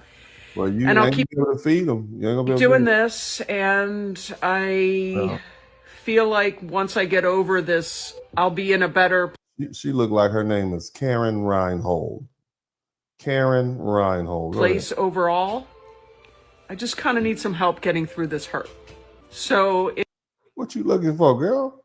The sugar daddy? What you mean help? What you mean? Ain't nobody coming up there with all them dogs. You need some help. Somebody type help in the chat if room. you have any advice or just words of support, I would really appreciate it. What advice do y'all have for Karen Reinhold? Well, I don't have any advice for her, Karen. I don't know we can do what you. I'm a recently laid off federal employee and I'm starting the job hunt. So let's go. Yeah. Outside of your typical LinkedIn or Indeed, I found a few Mhm. specific You too job happy. boards that I think cater to former happy. federal employees. I wanted to share them. So first up, I would I don't apply need for to. You civic don't need match this shit. job listing. Yeah, you ain't gonna get no job like that. Meeting today because unfortunately we had to make the very difficult decision to do several layoffs, as we all know, because of the loss of federal funding. So the agency, the admin, had tried to do everything possible in their hands to mitigate the issue and try to work on things, but it sounds like she getting fired. Sadly, we do not have the possibility right now to keep you in your current position or offer you a different one at this time. But we. So. Yeah. What? What happened? Tell us, baby. Tell us what happened. I know that God is faithful. There we go with God. God ain't got nothing to do with that. HR did that. He has a plan for my family, and everything I truly believe happens for a reason, and He's gonna provide. I know. No. What's going look? The food stamp office is going to provide till you get a new job. Okay, your unemployment is going to provide unless you've been getting paid under the table. That's the Lord is busy. Okay, it's people who are sick. You just didn't get your little job. Where's your man at? That's what we need to know. Somebody type, "Where's your man at?" Somebody said they fired Sade. Y'all are so evil. You are some evil people in my chat room. Y'all are evil on the inside. I got some good-looking people, handsome, beautiful people, but y'all are evil on the inside, laughing at these people's pain. I'm not in here laughing at these people's pain. I'm trying to give critical analysis, okay? And I'm trying to lay a foundation, okay, so that we can have an intellectual conversation about the economy. And I'm showing you real life examples. This is purely for demonstrative purposes. Somebody said, "Smooth operator." Y'all are so ugly. Y'all are so ugly. Y'all leave baby Sade alone. That baby is hurting. And I'm going to be able to Smooth operator. What He has Smooth operator. Coast to coast, Norway to Chicago, Western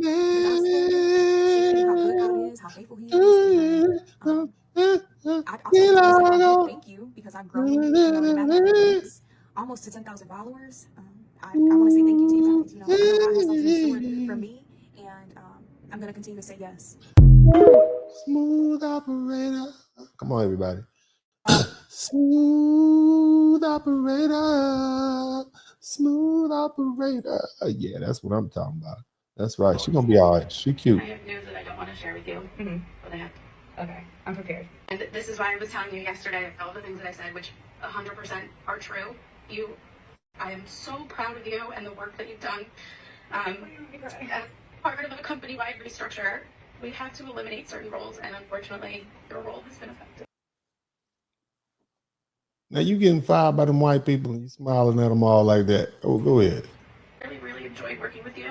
And like I said, They obviously didn't enjoy working with you, girl. They firing you for all them doggone words. Go ahead. A million times I feel like a proud mom, like seeing you blossom and Your mama didn't fire you. That white woman is firing you. Ma'am. Go ahead. Wonderful teammate. Has been nothing short of a true pleasure. I don't ever look at things like this as like it's happening to me. It's more so happening for me. Happening for you. Getting fired is happening for you. Girl. Yeah. So again, I'm sorry. I know you're an optimistic person, so it sucks. I'm sorry. It's all a part of the process. To me, I've learned so much. Obviously, like I'm sad to You learn how to fire people. You learn that people ain't gonna keep you around when they ready to go. Go ahead. You pretty though. She's a pretty girl. Got a lot of pretty girls getting fired. People that I met here, but I don't necessarily have to part ways. I can still talk to them. And this might just be that final step that God's like, okay, you're gonna go all in. You need to go all in. Thank you. You should have been going all in before you lost your job, so you could be like, "Hey, I'm quitting because I got my own business popping over here." Bam, I'm good. But you now you want to go all in. And you want to go all in? All right. Talk to you later. Bye. Mm-hmm. You fine though. You fine one. You can get your man. Get your man. Where your man at? Get your man, girl. And clean up the back over there. Where you watching stuff over there in the corner over there? What the hell is going on out there with all your little stuff showing? Talk to us. What you gonna say something now? I don't want all this dead air. What you gonna say? Oh, you taking too long to get to the point. Let me go. I ain't about to just sit up here and look at you. Go ahead. Better say something quick. Yeah, get on up out of it. We're gonna get you on up out of it. Let's see what you got to say. 2 weeks notice when we leave a job. My coworker left for her lunch break at 4:30 yesterday, came back around 5 o'clock talking about my husband was just fired. He works third shift, so his shifts usually start at 6:30, 7 o'clock. They literally emailed him 2 hours before his Let's get somebody else in here.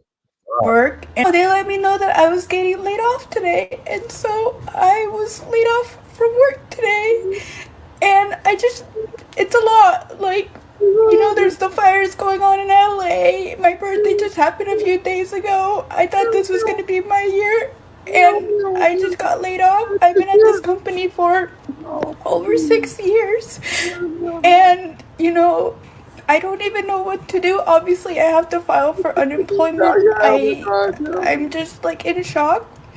But here's the biggest thing. A few months ago, I filed a sexual assault investigation at work because something happened. And around like December, they finally finished the investigation. Oh, that's why you got fired. You out there filing them essay against people. That's why they fired you. And they really didn't do anything. And, you know, a month later, here I am getting let go. And I just feel like this seems very fishy. And I don't know too much about the law. But if there's any, like, lawyers on here, and if somebody can help. Hello. I was a federal worker who had 1 month left of her probationary period. And today I was told that I would be terminated at some point this week. I'm utterly devastated. I'm confused because my recent performance evaluation. Don't be confused. You got fired. Don't be confused. They fired you, baby. That's what happened. There's nothing confusing about that. You was terminated. Go ahead. Worker. Go ahead. Let's this week. I'm utterly devastated. I'm confused because my recent performance evaluation was exceptional and I got upwards of $1,500 as a bonus because my performance was so good. You don't need that $1,500. Somebody type $1,500 in the chat. And this was my dream job, and it's just being taken away by an administration who doesn't care about science. It doesn't care. You know, your daddy voted for Trump, so did your brother. But go ahead, baby. About people who might be homeless with their dog now. They don't care about our species. Homeless with their dogs. Go ahead, baby. Go ahead, keep talking. With their dog now. They don't care about our species that we're trying to conserve. That's exactly what my job was doing. It was just to assess habitat conservation for species for a 55-year habitat conservation plan. We should all be so mad right now. First time ever, I regret voting Republican. Oh, yeah. Lost my job today. Was cut out by Doge. All right. I'd had that job for 20 years. Man. I was part of the Piper study. Okay. It's and we were so close to solving this, and get you on What if up me not out of having a job and it's time for me to tell the story of who the fake did I work for? Let's go. No, I don't have a story. I wanted a story, but I don't have one. I work for a nonprofit. People have been asking, and our federal funding got cut because of the new administration. Woo! And that's okay. Frustration. It's not okay. But I'm going to be okay. I am down here at the unemployment office filing for my unemployment because your girl still need her coin. And I am still processing all of this. It really hit me this morning when I did not have to get up to go to work. Yeah, that's when it hit you. But in the meantime, in between time, I will be job hunting. I will be taking a break. I will be self-reflecting. I will be all these beautiful women losing their job. All these women, all I these just pretty will. girls. That's it. You're gonna be all right. I'm here. Follow me. Get your man. Get your man. That's what I want you to do. Get your man. Get your man, baby. Get your man. I'm 2 years old and I have about $100,000 worth of debt to my name, and I just lost my job to the Palisades fire. Oh, That was my no. main source of income, and we will be closed indefinitely while the Palisades rebuilds. It's really upsetting. It's not just rich people being affected by this. A coworker literally lost his home to this You fire. got $100,000 in debt. You need a man. That's what you need. You need a man. Go ahead. You can go ahead. I'm glad that I had a little cash savings saved Glad up. you had I it. have about $2,000 saved in cash, so that will hold me over for literally only a month. I live in Hollywood, and we did get an evacuation order for the Sunset Fire. I had left to San Diego at around 7 a.m. just because I was scared. My roommate, though, stayed behind, and she had left once we got that evacuation order. This is my roommate. I fled! Y'all got each other. Y'all got each other. But genuinely, this is really devastating. Literally, the whole I know. Palisades is I know it's burnt to devastating. crisp. I know. It is We're going to get you up out and get some more people in there. On Monday. No, I'm not a federal worker. I work in healthcare and I work from home. This is not a small company. This is a company like United Healthcare, Blue Cross Blue Shield. Don't want to really specifically name my company, but yeah. So some of these healthcare companies depend on government subsidies to keep things going for their members. And my company was one of those. Back in November, right after the election, we had a meeting and they told us like, hey, we might be doing some layoffs and some terminations. However, we don't know yet. We're playing it by ear. Well, the day after the inauguration was the first meeting. If you received that email, you were let go. So people lost their jobs. You lost your job. All right. I don't know what to do. What you going to do? I lost my job. Oh, Lord. That's the first time I've ever been fired. Oh, baby. Oh, baby. Ma'am. I don't know what to do now. You're going to have to get another job. That's what I you was got in to do. charge of my department. Oh, you was the boss and you lost your job. So you fired people. Keep me? No, they can't keep. No, they don't want you. We had 2 functions in my department. What was it? What was it? The first one was handing out golden condoms to leprechauns. Oh, Lord. And we chased those little shits. You out here playing. I mean, we chased them. You get you out of here. You joking. Hi. So, because of Trump, I lost my job. Okay, that's too bad. Yeah, my entire department, we lost. We'll get on up out of here, baby. You keep counselor going. last week, and they told me why, even though I'm applying to jobs that I am qualified or overqualified for on Indeed, I keep getting rejected. So apparently on Indeed, jobs and recruiters get charged for every application that they don't respond to. So they said if they get 50 applications, they might just pick the top 20 and then auto reject the rest of them so they don't get charged that fee. It's genuinely sick. So like you have to go and apply on the company website, even though the process is way longer. You probably won't hear anything back anyway. That's your best chance, is applying on the company website. Because I'm not kidding you, I have a bachelor's degree in political science, and like I've gotten denied from Taco Bell and Burger King. And like I was starting to get really fed up. I was like, I have a bachelor's degree, like why will not even Taco Bell hire? Because they're too busy to do hiring. So yeah, it doesn't matter how good your application is on Indeed. All right, that's enough of that. They will just delete.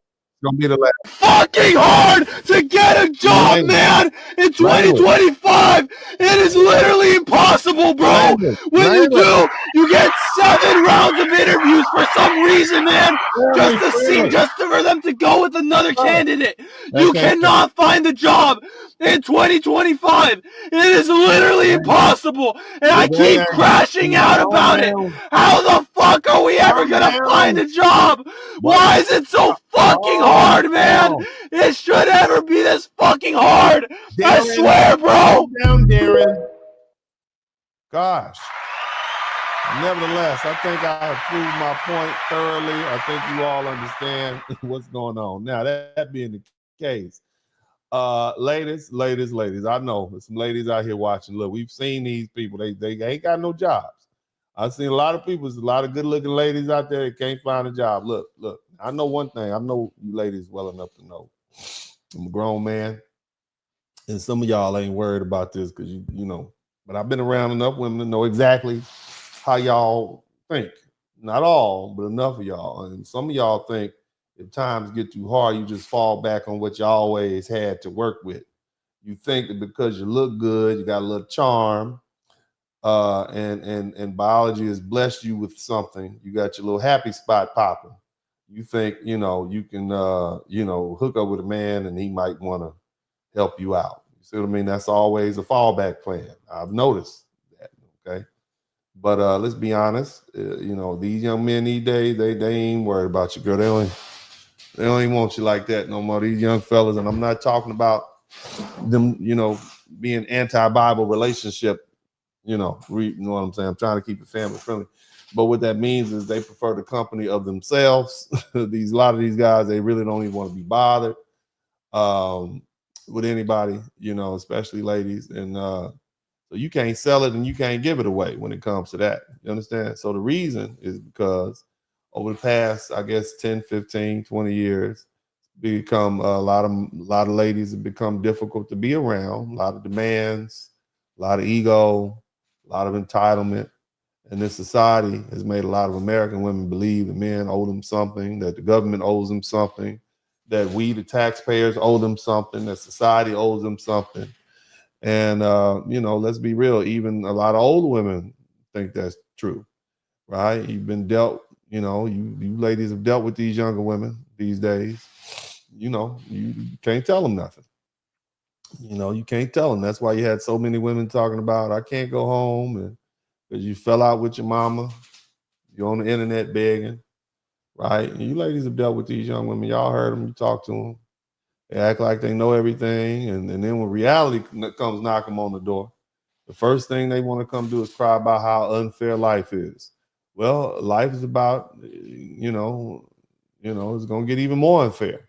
See, once upon a time, if a woman fell on hard times, she could turn to entertainment industry.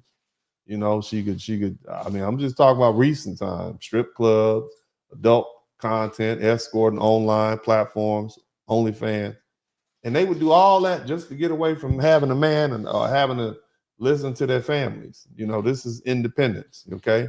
Of course, you got welfare and these sort of things too. But when the economy tanks, men have less disposable income. And this means that they cut back spending in all these industries and that women depend on men for, and that includes just pretty much everything. Now, when we look at history, let's look at the Great Depression in 1929. We're going to learn something. All right? We're going to learn something. You guys hit the number one button. It's time to learn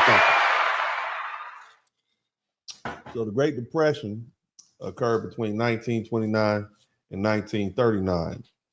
Nightclubs, what we would call equivalent to like strip clubs, burlesque bars, brothels, where they literally, women sold their good parts, they shut down because men didn't have the money for that level of entertainment, or that type of entertainment. And so women who were dependent on the roaring 20s had to get married. They're the same. So I want you to understand something. She might have been in the brothel 5 years ago, 10 years ago in the roaring 20s, but she had to go ahead and get married for survival. It was about economic hardship that forced women back into traditional gender roles. Look at what's going on in Greece right now. So really from 2009 to 2018, the prostitution skyrocketed as a lot of women struggle to make ends meet. For you guys who don't know, Greece has been going through a downturn for some time, okay? But guess what happened? The industry became flooded because with a lot of desperate women, in there, a lot of immigrants came. It forced the wages down. So you got all these immigrants coming from the Middle East and North Africa and Africa. They headed to Greece, and they trying to get it how they live, so to speak. But many women tried to escape, but they really didn't have a way out. And now with the onset of this rise and fall of this OnlyFans. At first, OnlyFans was boom, during the pandemic. It's like a stimulus check. Men were bored; they were stuck at home, and so click the button, bam. I guess but This is a different time period. We back outside now. Somebody type, we outside. Okay. And many of these women who they were lured in with the promise of this easy money and this quote unquote financial independence. It just fell apart. And the truth is, only about 1% of those women actually made any substantial money, while most of the content creators made less than minimum wage for putting their box out there for the world to see. So the reality is women who think they can fall back on their looks and their quote unquote skills, you in for a shock. And I'm not talking about cooking and cleaning, okay? You in for a shock. There's more women entering into the field, that particular field, for competition, which is going to drive it down, okay? And the demand for that is shrinking. So relying on these industries is not a viable term. Now, I wanted to get that out the way ahead of time because we're going through a pretty girl poverty economy right now, and I wanted to get that out the way to let you know that is not going to be an option, okay? Now, let's go back to the more conventional things, right? With the government assistance disappearing and the economy becoming more unstable, women who once depended on financial independence are being forced to rethink their survival strategy. Shout out to Devin Mitchell. So the decline of financial independence is pushing women to seek out more stable long-term relationships. I think that's a wise thing. Shout out to the women who are in stable relationships and looking for one. I think that's a good thing. Even the ones who don't want one, you got to think about that. A lot of women said, well, I can rely on welfare. You heard all these women talk about, I'm going to go apply for food stamps. Little do you know, okay? They're going to make you look for a job, and it's going to end, okay? So what are we doing? It's funneling women back to traditional relationships, not just for love, for survival. Now, here's the thing. I talked about, what happens. Women always end up depending on men during hard times. And these hard times come in cycles, whether we talk about the Great Depression, World War II, the 2008 recession. I mentioned that the Greek economic crisis, and the pattern is the same. When times get hard, women fall back on male providers, even men that they would find less desirable. And so what's next? I mean, the choice is yours. So let's ask some serious questions. What's your plan? Are you going to chase a fantasy? You're going to try to be strong and independent and don't need a man? Because that does not work in this world. Not when Trump has gotten trying to get 10 million new millionaires in this country. Okay? And you banking on trying to, sell your happy spot or whatever, try to get that cash app from these simps, there's not enough simps to go around. So you're kind of looking at a rude awakening. Now, here's the thing. I want to just address these federal workers. Nobody feels sorry for these federal workers, especially the IRS. We don't feel sorry. How many of you all feel sorry for the IRS? If you feel sorry for the IRS, type Y in the chat room. If you do not feel sorry for the IRS employees getting fired, type N or nope in the chat room. Matter of fact, just go ahead and type nope. If you feel sorry for the IRS employees getting fired, type yes. If you don't feel sorry for them, type nope. And we accept all languages here. Nope, nunca, nada, niet, whatever you want to say. Don't nobody feel sorry for these federal employees. Y'all have had everybody knows somebody with a good a good government job. They have these cushy, stable careers with all these strong benefits and very little accountability. And Americans believe that the federal workers are paid with taxpayer money while providing very little direct benefit to their lives. Have you ever tried to call any one of these federal government offices? Have you ever tried to go and see what they're talking about? You understand what I'm saying? They don't even answer the phone. Okay. The common perception, shout out to TIQS, the common perception is that the government agencies are bloated, inefficient, and filled with people who enjoy lifelong job security with little risk of being fired, even if they are poor performers. So when we hear about 200-some thousand federal employees losing their jobs, there's not going to be much sympathy. In fact, many Americans think downsizing is something that's long overdue, and it's necessary. It's a necessary correction to the government that has grown too large and unresponsive. The average person's experience with the federal agencies involves long wait times, frustrating bureaucracy, and little to no meaningful assistance. Okay. And so nobody feels sorry for you. Now, here's the thing. Let's just keep it 100 with you. So,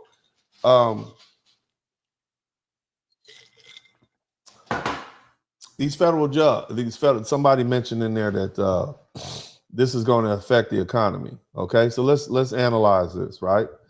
And again, I'm not really addressing men because nobody cares about men. I'm just going to keep it 100 with you. My audience knows that they lose their job. Too bad, dog. But women, that's something that people might say, oh my God, it's a terrible thing. And back here in about 4 or 5 years ago, I told men this was coming. You guys remember I gave those series of broadcasts and I said, fellas, are you prepared to step over the bodies? And that does not mean dead bodies. What I'm saying is you're going to have your sister and the women in your life who are used to receiving money from the federal government or child support, and they're gonna have the hand out. Are you going? And I think the scenario I put forth, I said, so let's say, brother, shout out to Martin Ducre. I said, let's say your sister with your favorite nephew come to your house and say, hey, big brother, or brother, uncle, I need somewhere to stay with my son. I just lost my job. I got put out. Are you prepared to close the door on that? That's what I told the brothers. And I mean, that's your favorite nephew. Your sister's about to be homeless. Okay. Are you prepared to do that? A lot of men said yes. And that was me saying, are you ready to step over these bodies? Because this is what we're looking at. Okay. Now, and of course, it's going to end up being some homelessness, but we don't typically let women be homeless too long. I don't know what they're going to do with them, but it's going to be some pain in the meantime. But here, check this out. So the federal government has long been the most stable employer in the country, and it provides at some points up to 3 million jobs, with women making up 44% of the workforce. You understand what I'm saying? Women make up 44% of the workforce. So that's about 1,330,000 women who got a notice saying, you out of here. Okay? You getting fired. Fired from their federal position. Trump is what are these 1.3 million women gonna do? Huh? This man is trying to cut 75% of the federal workforce. And there's no way this economy can absorb that many displaced women back into the market. Now, historically, federal jobs provided steady incomes and benefits and securities. Now, this is a little brief history of federal work expansion. Back in the 1940s, the federal government employed about 1 million civilian workers. We're not talking about we're not talking about military folks. Civilian work, 1 million of them. 1980, it ballooned up to 2.8 million, almost 3 million. Today, it's about 2 million, 2.3 million fellow employees. And again, that excludes military personnel. And see, this expansion has mirrored the increase in government spending and national debt. In other words, the national debt seems to coincide with all these doggone employees that we have in the federal government. And so despite its growth, the federal workforce is not necessarily translated to be more efficient and effective government. So, cutting the government jobs, it seems like a simple way to reduce spending. And the reality is that, it's going to cause higher employment. It's going to cause the job market to be flooded with people competing, desperate people who will work for less and be more qualified. It's going to reduce consumer spending. So if you work let's say you're a real estate agent or you work in some sales where you sell merchandise and whatnot, people are going to buy less, okay? The other thing is some economies, local economies that depend on federal workers, like Washington, D.C., that's going to crash, And then, of course, we have to accept the fact that there's going to be weakened public services, but most Americans think it's weak anyway. And what do you really need the federal government for? Social Security, Department of Veterans, IRS, and 2 out of 3 of them we don't even like. What I'm saying? So it is what it is. And as far as the public opinion, there was a Gallup poll. Somebody typed Gallup poll in 2023, and it found that 60% of Americans, that's the majority, 60% of Americans believe that the federal government is too large. 55% support reducing the number of federal employees as a cost-cutting measure. And only 30% express concern about the economic effects of mass layoffs. So what that tells me is that most Americans say we need to get rid of these people. Okay, we approve of them getting fired, and we don't give a darn what it does to the economy. So what's next? What's next is these federal workers, they're going to need to try to transition to the private sector. And that's going to be a struggle because some of these people have specialized skills. They spent decades in these bureaucratic roles. They don't know what to do with real pressure, okay?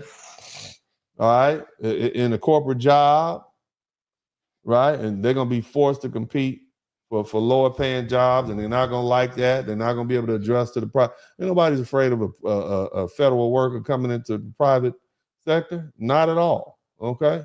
Now, here's the thing: men and women, all right, will experience job loss, but men and women experience in a different way. When men lose their job, he still has a wide variety of options. Not saying women don't, but a man can transition over to some labor, some blue collar labor, some trades. It's physically demanding, and it doesn't require any real formal retraining. You just, it's some skill set: construction, manufacturing, trucking, warehouse jobs. They still exist. They're not ideal, but at least they're viable. You can take care of yourself. For women, it's not really that case. Federal jobs disproportionately employ women in administrative, clerical, and health-related positions. And that's what all those women pretty much win. And those roles don't really have clear private sector equivalents at the same pay scale.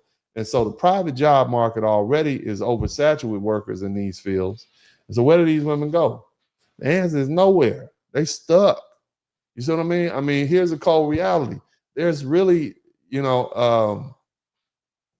there's a difference, and fellas, I know you guys are like, yeah, well, what about us? Look, you all know the reality of being a man in this society in economic distress. A homeless man is just another guy who failed. A homeless woman, especially if she have kids, that's a crisis. And so when women suffer financially, it provokes a visceral reaction from society. But when men suffer, it's the norm. I think Chris Rock mentioned that. And see, the brutal reality is indifference or should I say, the society is typically indifferent to male suffering. Okay, and we laugh when men get kicked in the groin, right? Don't we? We laugh. Somebody get kicked in we laugh, even though it's excruciating pain. There's this unspoken expectation that men should simply just suck it up. You see what I mean? Tough it out. Whether we talk about economic hardship or personal struggles, women, on the other hand, they elicit concern. And the sight of a woman in distress, whether she's begging on the street or living in the car or struggling as a single mother, it shocks both men and women, and we recognize the system is failing. If you can't take care of the women in your country, that means you're failing, okay? But what happens when there are suddenly millions of women with nowhere to go, and when they lose their federal jobs and there's no welfare, there's no safety net, or it's limited, and the private market can't absorb them fast enough, and they are still forced? So what does that mean? They're going to be forced to depend on what's available. And that's typically a man. I mean, typically that's what it is. And so now we're looking at the shift begin. We're talking about the pretty girl poverty. That's what we talk in Trump's economy. Okay. So in past economic downturns, women often had to rely on relationships for survival. And the same trend is repeating itself today. Many women who once embraced this strong, independent situation, I don't need a man, you're going to be dealing with economic pressure now. Fewer job opportunities, and a lot of women are going to prioritize financial stability in a man over her personal preference. He might be 5'6", but he got a nice house, and his job pay him $58,000 a year, okay? And my kids are going to look real good in that SUV that he has parked in the yard, all right? Other thing is shifting priorities. You know, there's a lot of women who thought they want their personal freedom. You know, they didn't want to prioritize relationships, right, that offer financial security over. But now, guess what? They didn't have to, okay? Right? That now that you want your freedom, freedom means alone these days. It might mean homeless. So, you know, again, the problem is though this. Look at all these angry dudes on my page. There's a lot of angry dudes in here. Shout out to all the people who've been here for a minute, man. All my angry I ain't heard from my where my ice lords at, man. We talk about turning the cold shoulder in here. Where my ice lords at? It's a lot of men who've been overlooked in favor of what women call high earning men or high value men or athletes or whatever. And now they see this as a moment of reckoning. they can't wait, okay? The dating market is shift with these economic conditions, you know, and St. Kevin Samuels told us that winter was coming, and doggone it, it has arrived as far as the finances. And some men are going to be vindictive. You know, they're watching women who previously sought this strong, independent thing, and now they thinking like they need some help. Somebody try help.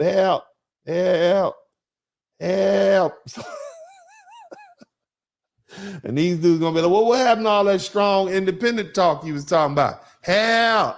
Help, I need some help. I gotta pay these bills. Somebody try to help. Help. That's now what happened to all that. Okay. Them hey big head messages is gonna get blocked. Help me. Help.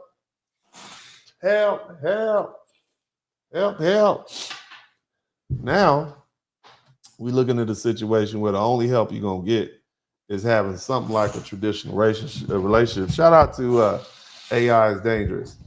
And so women, you find yourself without a job, no safety nets, your mama don't like you. What other options you have if you want to have some semblance of peace? Shout out to TIQS. So again, you know, these are some severe consequences, and I can hit the welfare. If you look at the Great Depression, which I mentioned earlier, from 1929 to 1939, millions, okay? Millions, we're looking at millions of people who could fall into extreme poverty, much like the widespread destitution that we saw in 1996 after welfare reform, which led to the increased hardship of a lot of low-income families. You wonder why folks start selling all that dope and ended up in the prison penitentiary? Because at the same time Bill Clinton was signing the crime bill in 1995, they cut welfare. So now people who've been dependent on this the whole time, you see, the mama couldn't eat, so they went out, men and women, you know, they got interested in the illegal narcotic game, and that was a trick bag. Either you're going to sell this D for some people who've been on welfare, or guess what? You're not going to eat. You see what I'm saying? And then what about, there was a panic of, they call it the panic of 1983, or 1993, I think. I'm sorry about that. The panic of 1993. And you can look that up. We can go into a little detail. But, and then there was also another one you guys should know about, and that was the 2008 financial crisis. And both of those demonstrated financial distress. And without adequate safety nets, it led to widespread economic turmoil, okay? And then also remember what happened in the 1980s during that recession. And you had a rise in homelessness.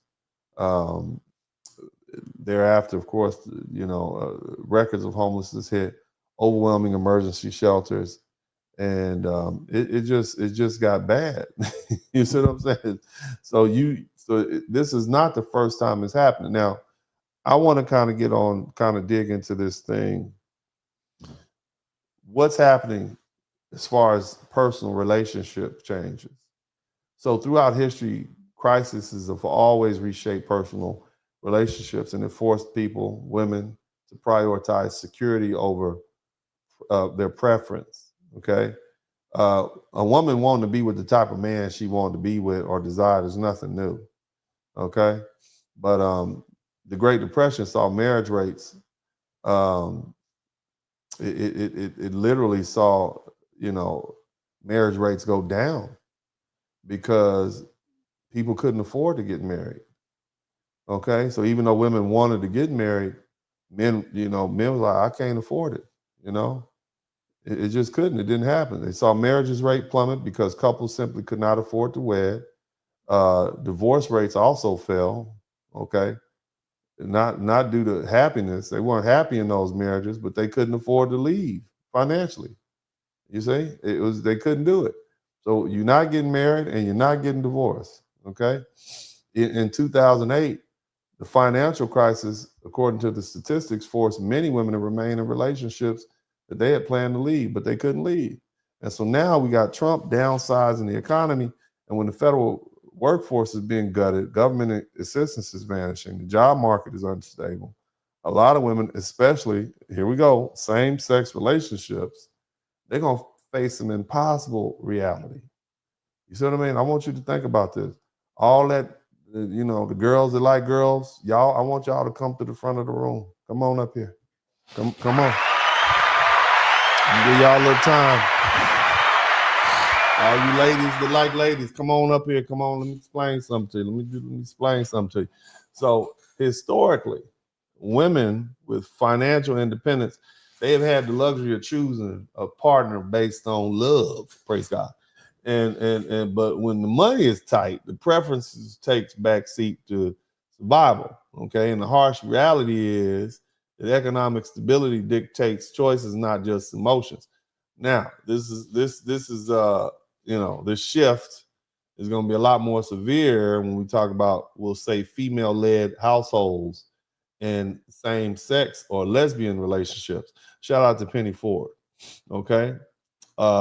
Did you know that lesbian women earn 8 to 10% less than heterosexual women do in their career, often because of discrimination and lack of access to male earned household income? You ain't have a man, okay? And so you earn less. So your standard of living is already low.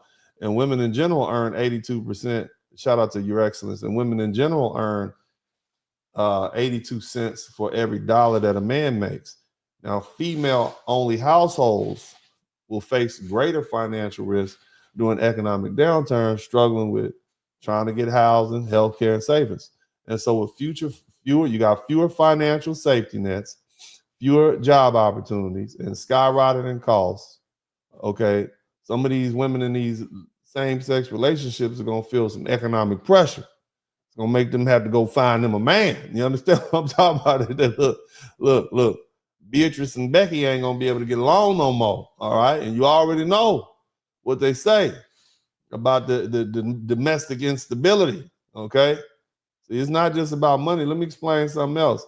There was a study that examined women and intimate partner violence. In other words, scrapping in the house with the one you love. Okay, we'll say it like that. So it's scrapping. All right, and apparently 43.8% of these lesbian ladies report that they be scrapping in the house. They report physical violence, stalking, and if you believe this or not, grape juice. They get grape juiced by their lesbian. I don't know how y'all do that, but I don't want to talk about it as family-friendly show. Shout out to African Diastatic. We talk family-friendly up in here.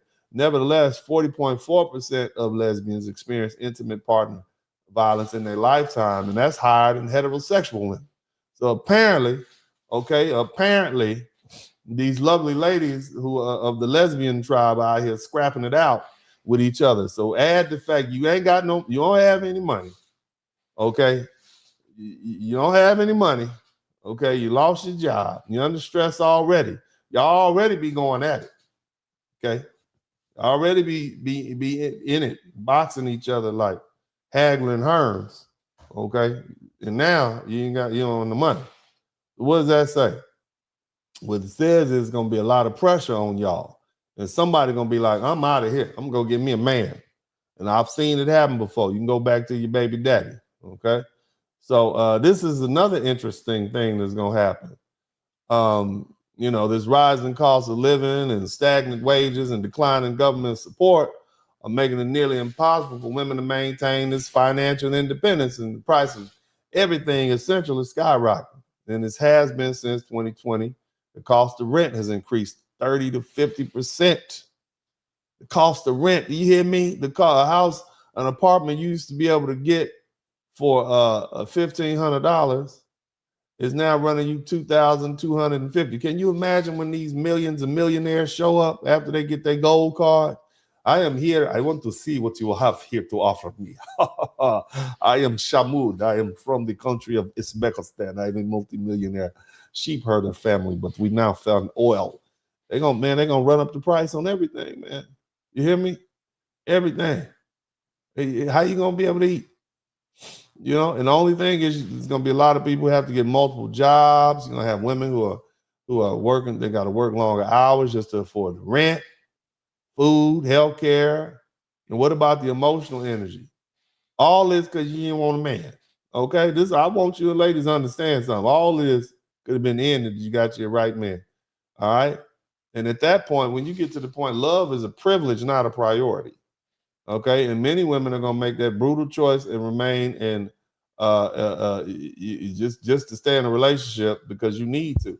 Now, another thing, all you ladies out there who are thinking about divorce, you know, in the past, women leave a failing marriage, and you had a safety net. You had child support, you had alimony, you had government aid. That's no longer the case. See, in Trump's economy, all you pretty girls need to understand that policies are aimed to slash these federal benefits, including in some states, alimony and child support. Let me break this down for you. See, there are fewer legal protections for women, you know, and you know, looking at the fact that we have this housing instability is rising, a lot of single mother households making up 40% of all the evictions in the U.S. For a lot of women, this financial risk of divorce or separation is just too great. You see what I mean? I just want you to understand something. I mean, look, it ain't worth it, girl. Society is, you know, it's just not worth it, you know? And when you're dealing with these, when you start looking at these past economic downturn, women are pushed back to domestic roles. It's not you, it's the environment. You see, and that allows more social stability.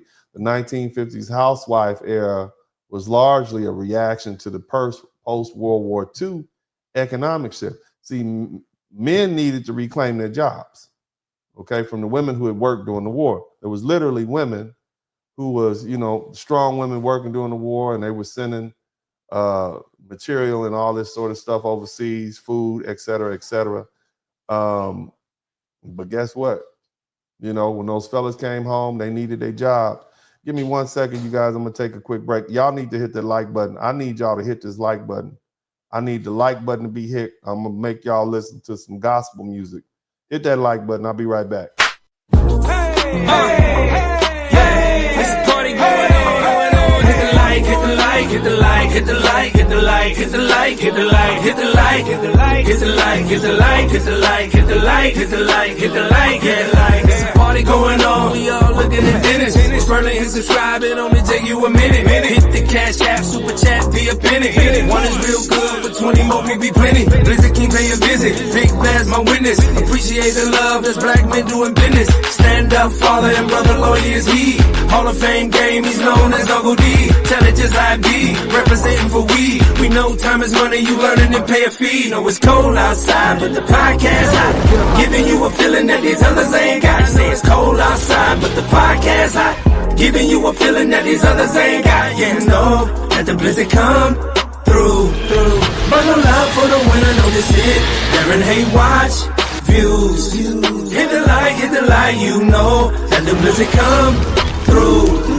Bundle up for the winter, know this hit. Darren Hay watch views. Hit the like, hit the like, hit the like.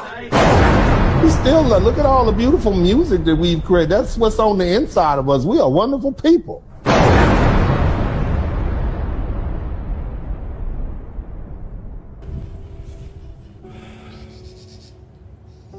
You know, because of Trump, I've just been let go. I've just lost my job. He lying. As a matter of fact, our whole entire department lost their jobs. I was one of the head research analysts for a specific department, and we were in charge of discovering who let the dogs out. And I'm not about to play with him. Who let the dogs out? So anyway, as I was saying before, have y'all hit the like button? Let me check my likes. I need to make sure all my likes are being checked because I'm not playing with you all. Y'all are not going to disrespect my algorithm. All this hard work, I'm over here talking and giving y'all facts and such and so forth. Let me see what my like button is. Let me see what, let me see something. Let me go ahead. Okay. All right. I can't even tell what the heck is going on up in here. There we go. All right. We got 839 likes. Y'all better get them likes up. I want my like. We got 684 likes. And we got all hit the like button. Come on, hit the like button. Let me get about let's get to at least to 700. That's about another 16 likes. But anyway, what I was saying was this. So society is not really going to protect non-traditional relationships, so to speak. You know, when times are good, society celebrate. You can celebrate your individual freedom and diverse relationships. You know, but when survival is at stake, ladies, that pressure to conform to a traditional gender role, it intensifies. In past economic downturns, when women were pushed back into domestic roles, I mentioned this from 1950s. Another one, a lot of you all remember the 1980s. Some of you do. The Reagan era welfare cuts. It disproportionately harmed single mothers, and it led to a lot of it affected a lot of households in that regard. Okay. And that's because there's an expectation that men should provide for women, and these women need to go find their men. That's where we at. So let's talk about relationship goals. Your relationship goals are one thing, but you should have survival as your preference. Shout out to everybody who's contributed to the Cash App. Appreciate you guys. So here's the thing. As financial instability worsens, women are going to have to rethink their relationship. Okay, you're going to have to do some hard calculations. Independence is not necessarily affordable at this point. A woman who could support herself may now see a man as an economic necessity, not a romantic choice. And it's not really how much money he makes, it's that y'all need your money together just to maintain the same lifestyle. Okay? Okay? I mean, I'm just saying, let's keep marriage has become a survival tool. A relationship is a survival tool. It's not just an emotional commitment. And for some, this is going to mean returning to traditional relationships out of sheer necessity. See, the hard truth is this. The luxury of choice is disappearing. Okay? And the world is shifting. All right, women's choices are shrinking, not just in the United States, but everywhere. And what was once a decision based on love and attraction and compatibility is now dictated by economic survival. See, without financial independence, women's ability to choose freely in relationship is going to vanish. Survival, you want to eat, right? You need a man, okay? Romantic relationship, it's all good, it's wonderful, but at the end of the day, you know, you want to make sure you can take care of yourself. Now, that being the case, this gender war, okay? This gender war, and I want to talk specifically to Black folks. This gender war is over. It's over, right? In my opinion, it's over for a lot of different reasons, but let me run down some reasons why, okay? You're looking at a situation where how do you fight with somebody? I mean, because see, for years, a lot of women proudly proclaimed their independence. They asserted they didn't need a man. They didn't want a relationship. And they certainly didn't want a traditional relationship where they had to cook and clean. But see, that was only possible because Big Daddy government provided this financial cushion and a safety net.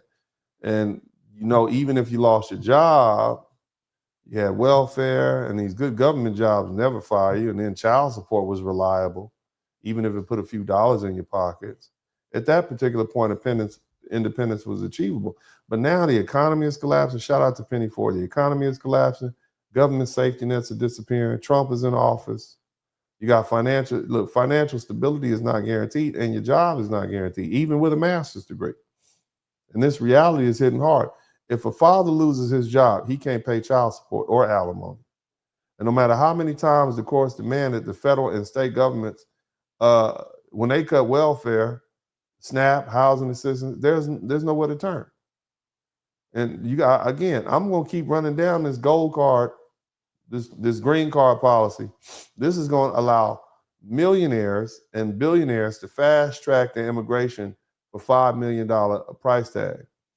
And the difference between having people come visit over here, they don't necessarily know if they're going to be able to stay. They don't want to go through the process of trying to become a citizen.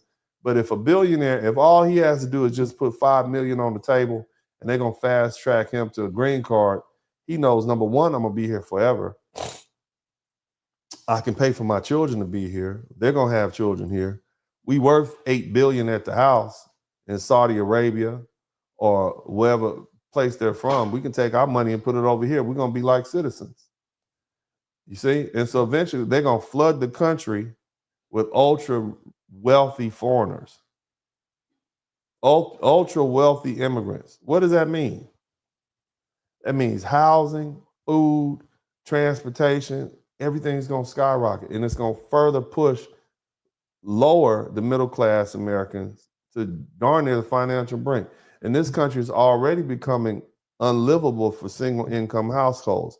Do you know that it take in the 1990s, let's say 1998, when many of you all were, I'm gonna say in your 20s, $90,000 was a lot of money. Okay. I remember back in the 80s when $30,000 was the lick. In the 1990s, if you had $90,000, you was doing great. Now, to live in that same lifestyle, you need at least $250,000 a year if you're living in a major city just to maintain a lifestyle that would have put you in medium to upper middle class back in the 1990s. All right, and even here's the cold part about it, even in the rural areas, you know, that provided you an escape from these high costs. What are you gonna do when these billionaires move to Dayton, Ohio, or when they move to outside of Detroit, or they move to Kewanee, Illinois? What are you gonna do? Huh? Look what they're doing to Austin, Texas. You got all these tech giants moving down there. You won't be able to afford to live in Austin in a couple of years. Now, again, fellas, I'm addressing the women because nobody cares about you, right? I think we understand that. Okay, I normally talk to men on this page, but fellas, you know nobody cares about you. Okay, I know, just as all men do, that as the economy crashes, men are going to suffer. Okay, you're going to be the ones overworked in physically demanding jobs with no alternatives, underemployment, all outright, look, just outright unemployed. Your rap dreams, gone. You ain't going to be able to make that rap CD no more. You ain't going to be able to blow up. Okay, period. You're going to have to work. You're going to be fighting for scraps in the dwindling job market with higher competition. You're going to be homeless. You're going to be broken. You're going to be ignored. I know it's depressing.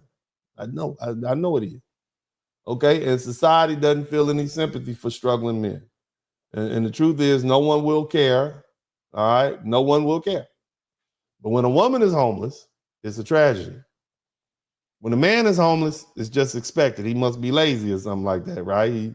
He made a mistake, right? Even if a man was a hardworking man, ended up getting divorced and got put in a homeless shelter because he lost everything. Oh well, because men are disposable. And whether we talk about war or industry or economics, nobody's gonna fight for men to have a safety net. I'm just saying, I know we don't want to hear it, but it's the truth. Now, you need to understand something. For centuries, a small percentage of men have been allowed to reproduce. And the idea that all men could find a woman in a modern artificial construct made it possible for civil society and structured economies. What do I mean by that? Well, what I mean, and you're going to learn something. If you learn something, make sure I earn something, but you're going to learn something. When we talk about this, historically, women have always gravitated toward the richest, most successful men. Okay? They would rather share one rich man who's very successful than try to deal with some poor man. The only reason most men were allowed to reproduce was because polygamy was outlawed. Okay? See, wealthy men could marry and impregnate multiple women. They could go full Elon Musk on people. Okay? The whole Elon, how many he got? He got like 13 baby mamas. He got everybody beat. Or something like he got 13 kids, right? And that ensured that poor women had financial stability. Look, if you're a poor woman, that's okay. I'm just like the lady earlier on was giving that advice. Don't nobody want to date no poor woman. I don't think I've ever dated a woman who wasn't poor. I'm just saying, relatively speaking. Okay, that doesn't mean that condition didn't change, and I guess poor depends on your perspective. But unless you have $3, $4, $5 million in the bank, you probably poor. Okay, and if a flat tire puts you out of business, you're poor. Okay, again, and why was that though? Why is it that wealthy men married multiple women or had multiple women under control? Number one, war was something that was heavy. High male death rates meant there were going to be a lot of women who didn't have men. And that led to these polygamous marriages or whatever. It was meant for protection. Either these rich men are going to take care of them or the state is going to take care of them. And the state wasn't into that, right? And so it was an economic necessity. Women sought men with land, resources, or political power, and that helped ensure their survival. And throughout history, and even religion, all my religious folks, there's a reason that Solomon had 700 wives. And how many concubines did he have? Was it 300? Something like that? Not because he was smashing them all. Some of y'all think that's a flex. He had to take care of those women and their well-being under Jewish law because he was the king and he had the money. You understand what I'm saying? Even in the Islamic societies, they permit polygamy to provide for war and widows and prevents, social instability. Even early Christian and Jewish traditions, if you read your Bible, they allowed men to have multiple wives just to protect them from poverty. And in feudal Europe, you had powerful noblemen. They had mistresses, they had concubines, they had wives, and it ensured that women had economic security, even in male-dominated societies. And even in the United States, of course, there are the Mormons, and that's a community up in Utah. They still practice some form of polygamy, and they argue that it provides security and stability for women. However, okay, in modern society, we outlaw polygamy. So we literally remove that we removed that protection for women and demanded that, especially the women, y'all wanted complete female independence, and you didn't think about what would happen if the environment shifted or if the economy shifted. So, women are now trapped in the economy. You're trapped. It's a trick bag. That's where you are. It's a trick bag. Women were told that, hey, you could do it all, girl. All right. You can do it all on your own. But now in this strained economy, that's no longer true. Most men don't have money to support multiple women anymore anyway. They're not, unlike Solomon or the 19th century industrialists, today's men are struggling just to survive. The other thing is most men don't even want to deal with the burden of relationships and such. And because at least in an era where you have relationships that are transactional and men are choosing to stay out the game entirely rather than take financial responsibility for multiple women, women are being forced. You got to fend for yourself in an economy that's unforgiving and unsustainable.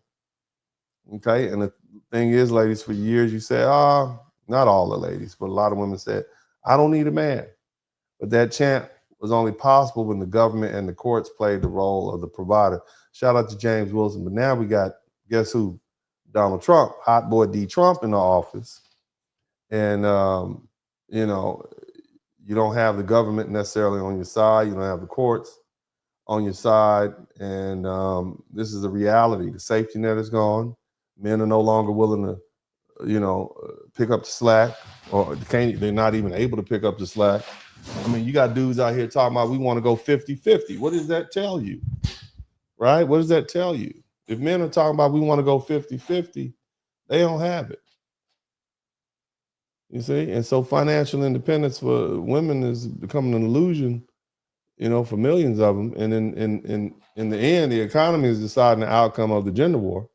It's about ideology, personal choices, and empowerment anymore. No, it's about survival, girl.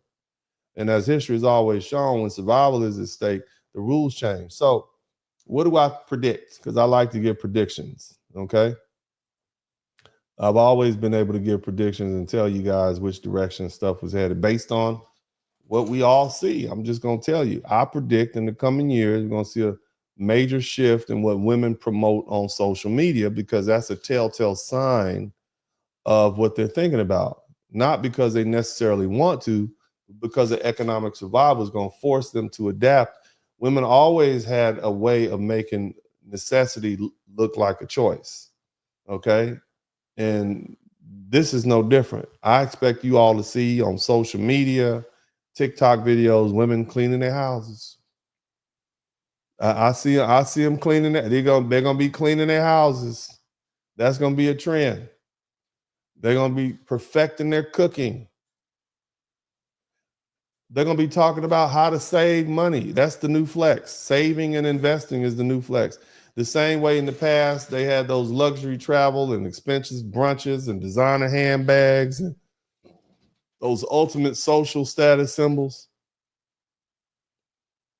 Now they're going to rebrand homemaking and budgeting frugally as something trendy and cute and aspirational, not because they necessarily want to, but because it's a necessity. And so they're trying to make it look like a choice. You understand what I'm saying? Did that y'all run with that? Okay. The other thing is, if you didn't know, the sugar daddy era is over. There was look. I mean, look, for years, you know, let's go back to what, 2010. That's 15 years ago. You was 25, girl. You was 25 in 2010. You was flexing on your soft life vacations with the photo, sipping on cocktails, right? Lounging on the yacht, posing on these tropical beaches. You see what I'm saying? I always like the pictures when they up in the hotel and they got the backdrop or whatever scenery is overlooking whatever body of water they're visiting. And if you look in there, they standing in front of the mirror right here, and not mirror, they stand in front of the glass right here. And then somebody took that picture, and usually it's the sugar daddy.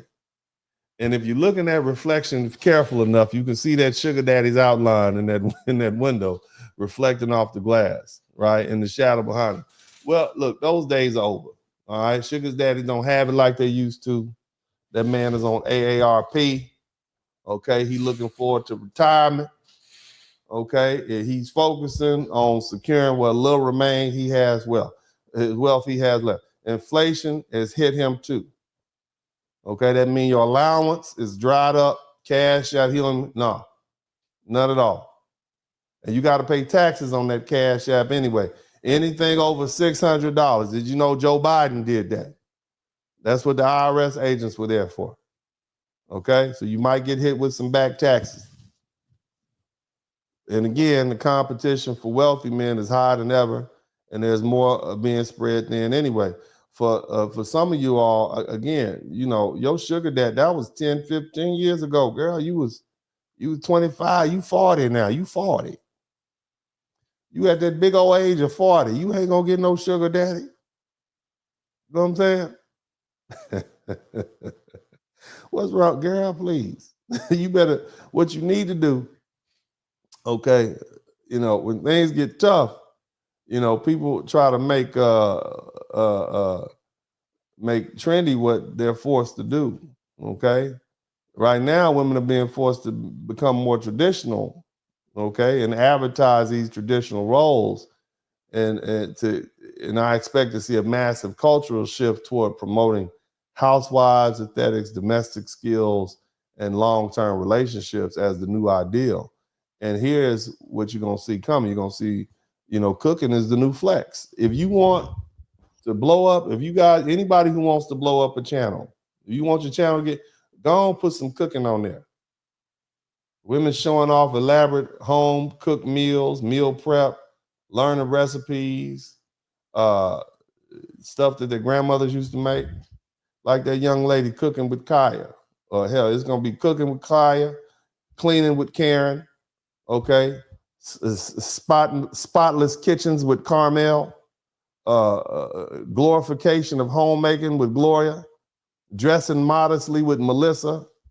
You see what I'm saying? Femininity with Francine, budgeting with Bianca, and simple living with Samantha. That's what you're gonna have. Those are some shows. Y'all can use all that, start you some shows with that. But if you think about what women promoted in the 1950s, it was homemaking, it was cooking, it was cleaning, it was supporting their husbands. But these women, remember, these women were just working in the plants and the facilities to help get in the war effort just 5 or 6 years ago. Okay? All right? And so, the difference now is this won't be marketed as duty. It'll be framed as self-care and empowerment and a high-value lifestyle. That's how they're going to market it now. So instead of women saying, I need a man to take care of me, they'll say, I want to create a peaceful home for my man or for my partner or my husband. Instead of saying, I need financial stability, they're going to say, I'm choosing to prioritize my family and my home life. I'm telling you, you see it happening. I see it happening. Mark my words, on this day, February 26, 2025, even the music and the movies and the social media trends are going to shift. Expect fewer hot girl summer anthems and more songs about love and loyalty and relationships. I know that's far-fetched and hard to believe, but the economy and the environment dictate the direction of society. So you're going to have fewer party girl aesthetics and more women dressing to attract the right way. Look at how these BBLs are being shamed. I mean, 10 years ago, BBLs was the thing to do. And now look, you even have women who made it famous, like I believe her name is Kim Kardashian from back in the day. Even she is like, no, I'm gonna have this removed. You see what I mean? I'm just saying, look at it. The natural look is coming back because that makes you look more traditional. Okay. Less emphasis on independence and more on cooperation and partnership. I'm just telling y'all, man. You see what I'm saying? You see, it's an inevitable shift. And it's not necessarily because they want to, it's because somebody said fishing with Felicia. Dude, I hate all of y'all. He said fishing with Felicia. Boy, I hate y'all. So I hate y'all dearly with every bit of my heart right now. Fishing with Felicia. Oh my God, I lost my train of thought, man. Submission with Samantha. Barbecuing with Bianca. Oh, I'm done with y'all, boy. Y'all are ignorant out here. But anyway, so the world is shifting, and I saw it coming. I know Kevin Samuels pointed it out many years back. People hated him for that, but he was just like, hey, lower your standards. All you women who have children who, you're a little older, why don't you just try to get a dude who'll deal with it? He used to talk bad about men too, like, you're a little too chunky, you don't have enough money, you need to get you a chick that you gotta make more money first, So he just, spoke to people like the truth. And nobody could take his place. And I'm definitely not trying to give relationship advice. I'm just pointing out to you what this economy is going to do. I am more like a scientist. And to me, the world is a petri dish, you see? And if I add different substrates to it, I have different bacteria grow. And so now when you put financial stress on an economy, when you put financial stress on a society, then what's going to grow out of that is more traditional relationships, because men and women have to band together, or women have to go to men. And remember, there was a study out, I forget what it's called, but the study dictates that the women determine the nature of the relationship. So if a woman wants to be in a relationship, she will. And if she doesn't, then she won't. And so that's what you see happening now. So just like a substrate, just like being a chemist, if you want to create certain bacteria, you have to add certain substrates, certain food for the bacteria. And then eventually, if you wait with the right elements, that'll grow. And so that's what's happening now. And of course, I'm not the only one that knows that. But there's a lot of women out there who saw this shift coming. Shout out to Your Excellent. Man, Your Excellent. Thank you so much. We're trying to get these. That's right. Bree-Falt's Law. Man, thank you so much, Age of Machines. Bree-Falt's Law. That's exactly what that's called. Bree-Falt's Law says that women determine the parameters of the relationship. So, and you all are welcome to look that up. And so, like, if that's the case, then now women are saying, well, hey, I'm under some financial stress. Let me go ahead and find a man. So it's not really I'm predicting. I'm forecasting the societal shifts that have happened before. Okay.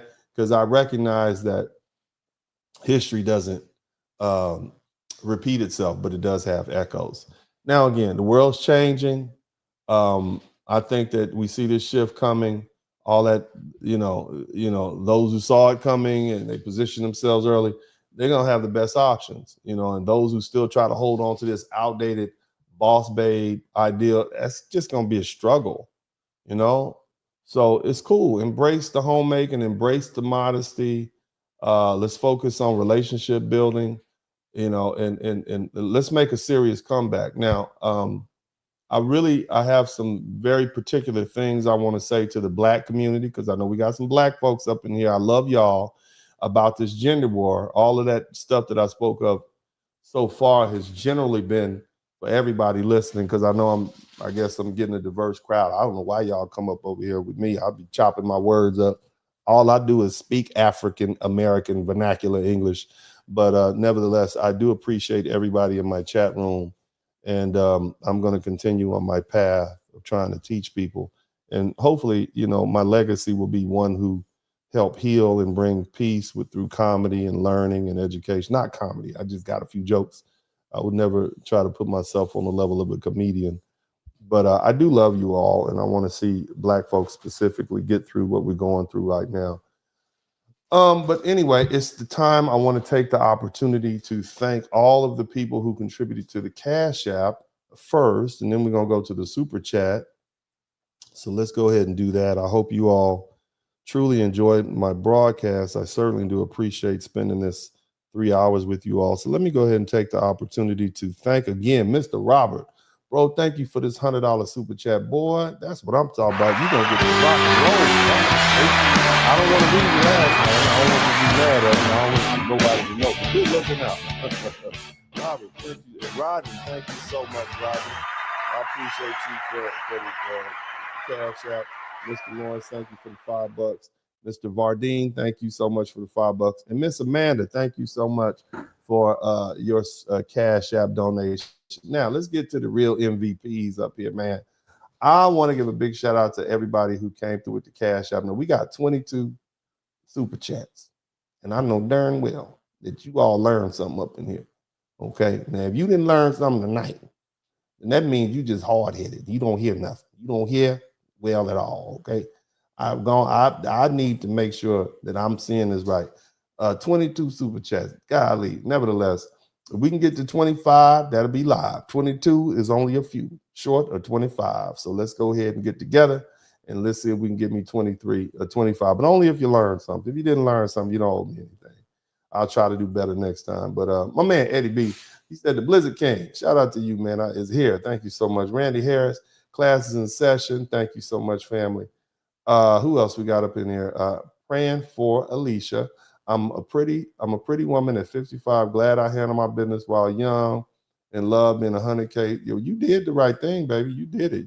There's gonna be some women that's out there gonna be fine no matter what. They can lose their job and turn back around and have another stream of income. Probably got it now. So it's some women that's just some people are always gonna rise to the top. And you got to expect that, okay? And I'm not mad. And the thing is about Black folks, the only people really holding us down is ourselves. Once we get out our own way, we are able to succeed tremendously. And I think the gender war, which is drummed up by the media and music and people who benefit from seeing us fighting with each other, it needs to end. Now, it might not have ended on its own, but now it has to end. And the reason it has to end, because the economy won't let people keep fighting like this. It's just not going to happen. So, this Trump's election is actually a good thing for the Black community as a whole, in my opinion. All right. But thank you so much praying for Alicia. Allison Cooper, shout out to you, Allison Cooper. Thank you so much for the membership. Eric Brodus, Uncle D, Australia charges $5 million for instant permanent residency visa. Hey, man, you know what I'm saying? It's not new. You know what I'm saying? Shout out to JT Coins Ring. Salute, DS Chat. Thank you so much, fam. Black men swimming. Don't care about the IRS employee. Don't nobody care about the IRS employees getting laid off at all. You hear me? At all. Okay. Shout out to James A. Richard. Thank you for the $2 super sticker. 23-4. Thank you, sweetheart. Thank you, God. We elected FAFO. Yeah, Trump is coming through with the sledgehammers, breaking up everything. Shout out to B. Tisdale. She's read too much Cinderella. Thank you so much. Grandma said wet panties and dry purse don't match. They sure don't. Devin Mitchell, ladies, still not. No 50-50.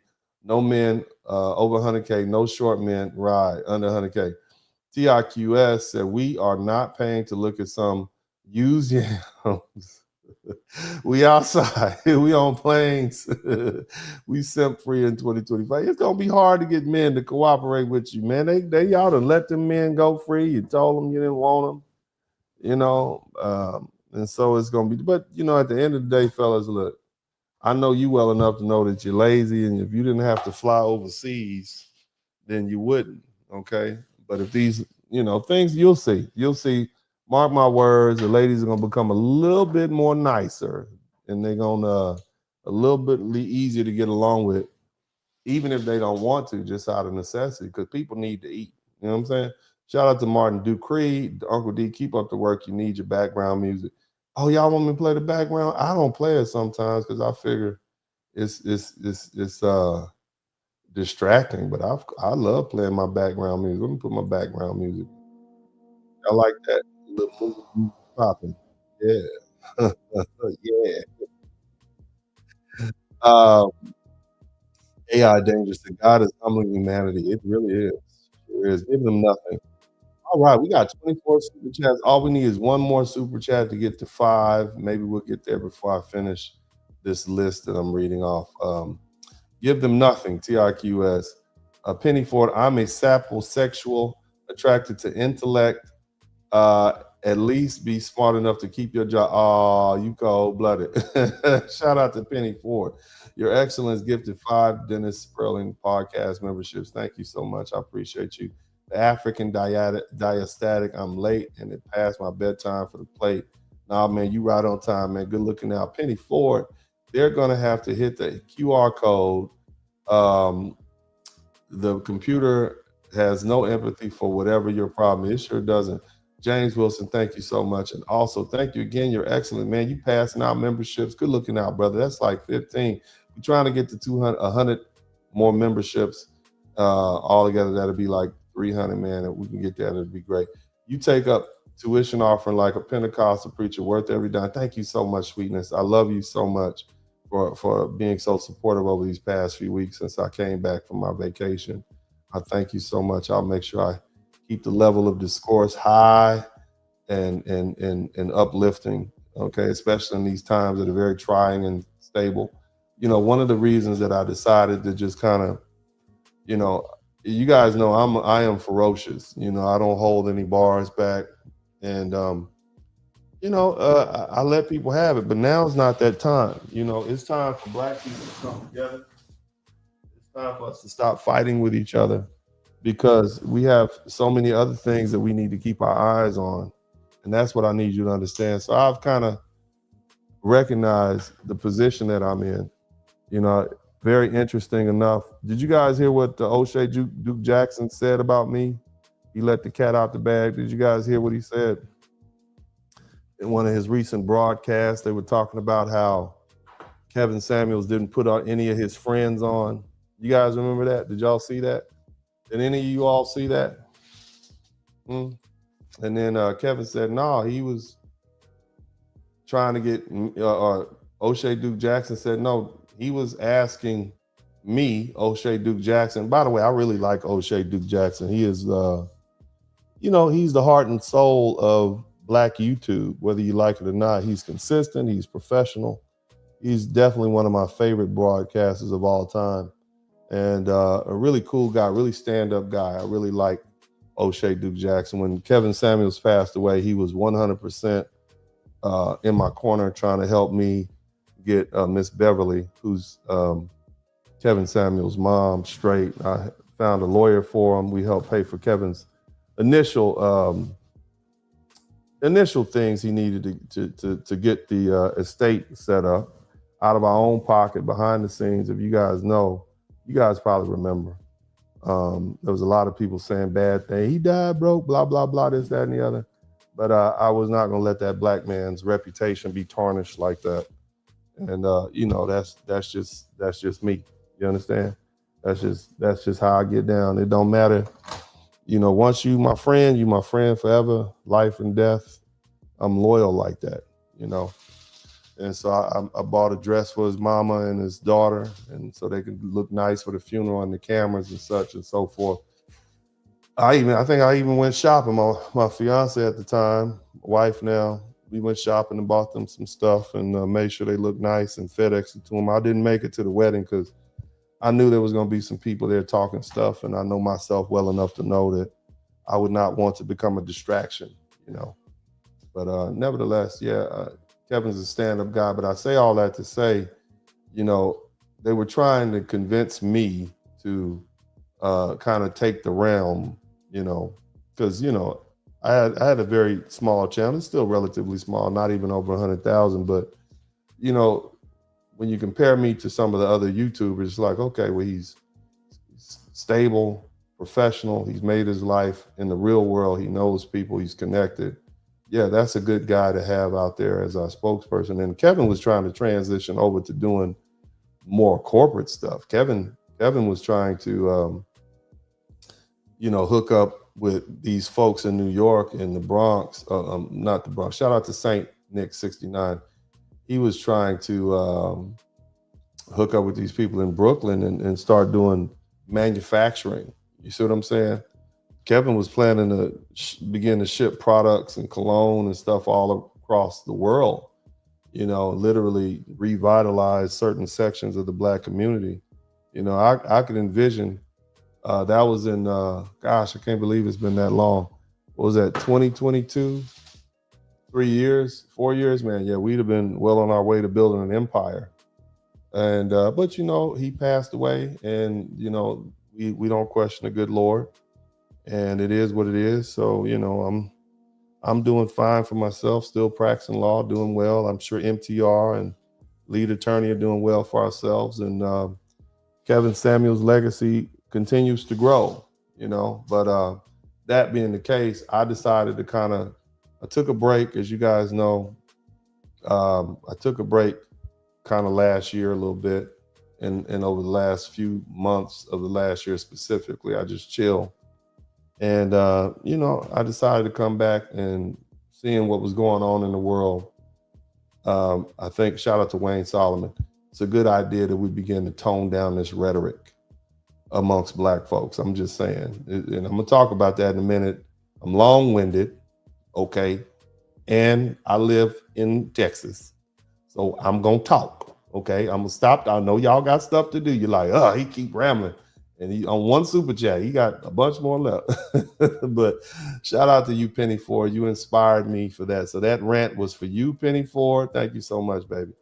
Zookeeper, he says, remember the time cooking with Pam? It's a cooking oil spray commercial that I saw as a kid. I remember that, man. I do remember that. CR, thank you for the $5. Oh, we got 28 super chats. Well, gosh, let's see if we can get 30 before I'm finished. 30 will be purty. All right, my man, Your Excellence says, they not like us. Thank you so much. Saint 69, we're not falling for the banana in the tailpipe. Well, where you gonna get your coochie from? I know I shouldn't say that word, but where you gonna get it from? Okay, you're gonna run out of clearly Puff Daddy done got all the baby oil. Okay, and I'm just saying. So it's just a matter of what happens. We'll just let nature take its course, and if you decide otherwise, fine. But that's fine. Shout out to Wayne Solomon also. He said, Black people, we all we need, unite. Yes, we do. And ironically, it would appear that these folks harassing us and showing us just how powerful they are and trying to get us to march, that signals a lot about who we are. If nothing else, these immigrants begging us to come help them and come save them from their votes, and I've talked about that in great detail. It should show you just how powerful and influential we are as a people. Okay, so don't forget that, and we are better together, and that's for the brothers and the sisters. So you guys keep that in mind. Now, that being the case, let's be honest here for a second, family, as I wrap this thing up like a Christmas gift. Black men and women, what we have been doing, all right, we've been at the center of this so-called gender war, this skirmish inspired and foisted upon us by white folk, because at the end of the day, Black men never oppressed Black women. It's been white men who gave their women such a hard time that they said, we want feminism, we want independence. Black men didn't do that, but they let us, they put us in it, and we do a good job. Okay, capping, bagging, roasting. That's what we do. We do that all the time. I think I taught it's part of our culture. So that was exploited. And they put it on TV and they put it in movies and they made us think we don't like each other. But the babies kept coming. So that means we must like something about each other. Don't we? Tell the truth. Shame the devil. Anyway, we've been at the center of this gender war, going back and forth like it's a rap battle, arguing about who brings more to the table. In the meantime, the table has been sold. I just want y'all to know that, okay? No, really. Shout out to Your Excellency. The table is gone. It's been repoed along with the cars, the house, and everything else we thought we were flexing with. Your government job is drying up. Your welfare checks are disappearing. Your child support is unreliable at best. And the economy is about to remind all of us just how little we actually have. So at this point, praise Moses, it's time to cut the nonsense. No more of this, I don't need a man. Ladies, cut that out, okay? No more of that. Fellas, no more of these women ain't worth nothing, and no more of that either, because they are worth something. You understand? That debate is dead. Doesn't matter anymore. It's time to find somebody you can actually work with. Somebody you can build a legacy with, somebody you can survive with. Because if you don't, you're going to have a rough ride at it. And that's for the men and the women. Shout out to Dirt Cookies, Flying, Swat, and Tether. I'm not going to read any more of that. Yeah, you're going to have a rough ride. You see, for years, we've been living in a $38 trillion illusion, and depending on and I'm talking about our government deficit, depending on the government programs that allowed underperforming people to sit in federal jobs just to keep them safe. That's the same way King Solomon and these Islamic societies kept multiple wives, not necessarily because these women were great wives, but because they needed to keep them protected and stable. You understand? Now, guess what? Trump does not care. You understand me? This economy does not care. If you can't bring anything to the table, and again, the table is already gone, okay? So you're going to be struggling, all right? But if you can't bring anything to the table, you done. So, men, you're going to have to get over your grudges. You're going to have to chalk it up to a loss and just understand that that's the nature of women. They need you when they need you. When they don't need you, they don't need you, but you need them and they need you. Ladies, you're going to have to let your ego go. Some of you are going to have to, quote unquote, settle for a man that you think is beneath you. If you want to eat. If you want to eat, you don't have to settle if you don't want to eat. It's a bridge you can go live on in your town. But if you want to eat, if you want a roof over your head, if you want clothes on your back, you might want to settle. Because at this time, settling is stepping up. Now, if the answer is yes, I do want to eat. Yes, I want a roof over my head, yes, I want clothes on my back, then maybe that man isn't beneath you at all. Maybe he's exactly what you'll need to help you survive through to 2025 and over the next 10, 15, 20 years. And I'm not saying it's going to be all bad, but let's be real. We're entering into a new era. I say about for the next 12 years, okay, about the next 12 years, okay, it's not going to look like the last 12. The economy is shifting. The government is stepping back. All these old safety nets are vanishing, and this means you need a plan. And the plan better include a man. Okay? It better include some cooperation and for some survival, ladies. Because unless you're cool with moving back in with your mama and her new man who don't like you anyway, or crashing at your sister's couch or on her couch with all them badass kids running around, excuse my language, you might need to rethink some of your choices. See, and here's another thing. If you holding out for Pedro and Chad and Mustafa and Muhammad to wife you up, well, the stats show that you're going to be waiting for a long time. Now, they might put a baby in you and run back to their culture, but they're not going to marry you. And the data is clear on that. I don't even need to regurgitate that. Look, it's black men who are marrying black women. All that swirling and that fantasy, that's not going to happen, sweetheart. That's a fantasy. Or at least not for most. And there's some women out there who married out. Okay, fine, great. But for most of y'all, so if your plan is to chase fairy tales and keep swiping left on the solid, hardworking brothers who are pipe fitters and electricians and blue collar workers, generally speaking, contractors, then you're gonna mess around and be out of luck. Because see, when times get tough and the rent keeps going up and the groceries hit $500 a trip, you're going to wish you had somebody to split them doggone bills with. You wish you had somebody to split them bills with. Instead of wondering, going to these country and western bars looking for Brad, and getting ignored at these Irish pubs or sitting awkwardly at some bar mitzvah or hoping to catch some wealthy Jewish husband, right? Who's going to, basically send you back to your people. You need to go ahead and go to the barbershop and actually listen to the black men and what they're saying. You need to pull up at the barbecue and actually have some conversations and understand what's going on in their minds instead of just going there to talk. Do some listening. Go back to the cookout. Okay? You need to show up at your brother's second baby mama's baby shower.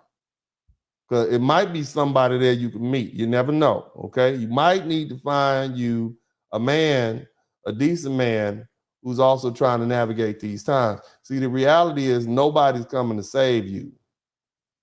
All right? And you need to find your tribe. You need to find your man. You need to find your partner. You need to start working towards something real, because this next decade is going to be, it's not going to be about preferences or manifesting independence. It's going to be about who's got your back when the times are hard. So get serious, get practical, get back to your community. Enjoy that air mattress at your mama's house. Okay, that's what you need to do while her new man side eyes you for your choice. That being the case, I would like to wish you all, since I know y'all gonna be headed back to the culture real soon with your sophisticated shelves, I'd like to wish you a happy Juneteenth and a happy Kwanzaa.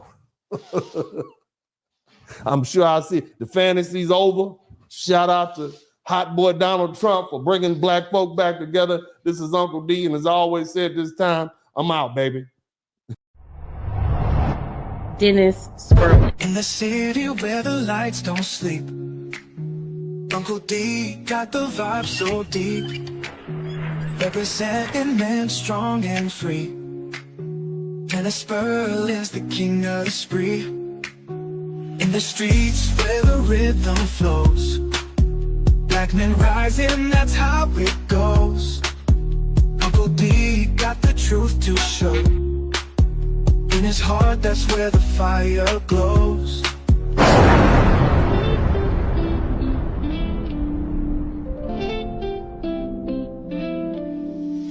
Late night tuning, light up the stream. Dennis Berlin, wisdom gleam. Voices whisper truth and insight. In his podcast, feel the light. Harmony in every word. Truth and laughter you've heard. Well, that's alright. Wave after wave of smooth delight. Dennis brings the dark to light. That's the blizzard, baby! Share the tales unfold. Stories pour like morning gold.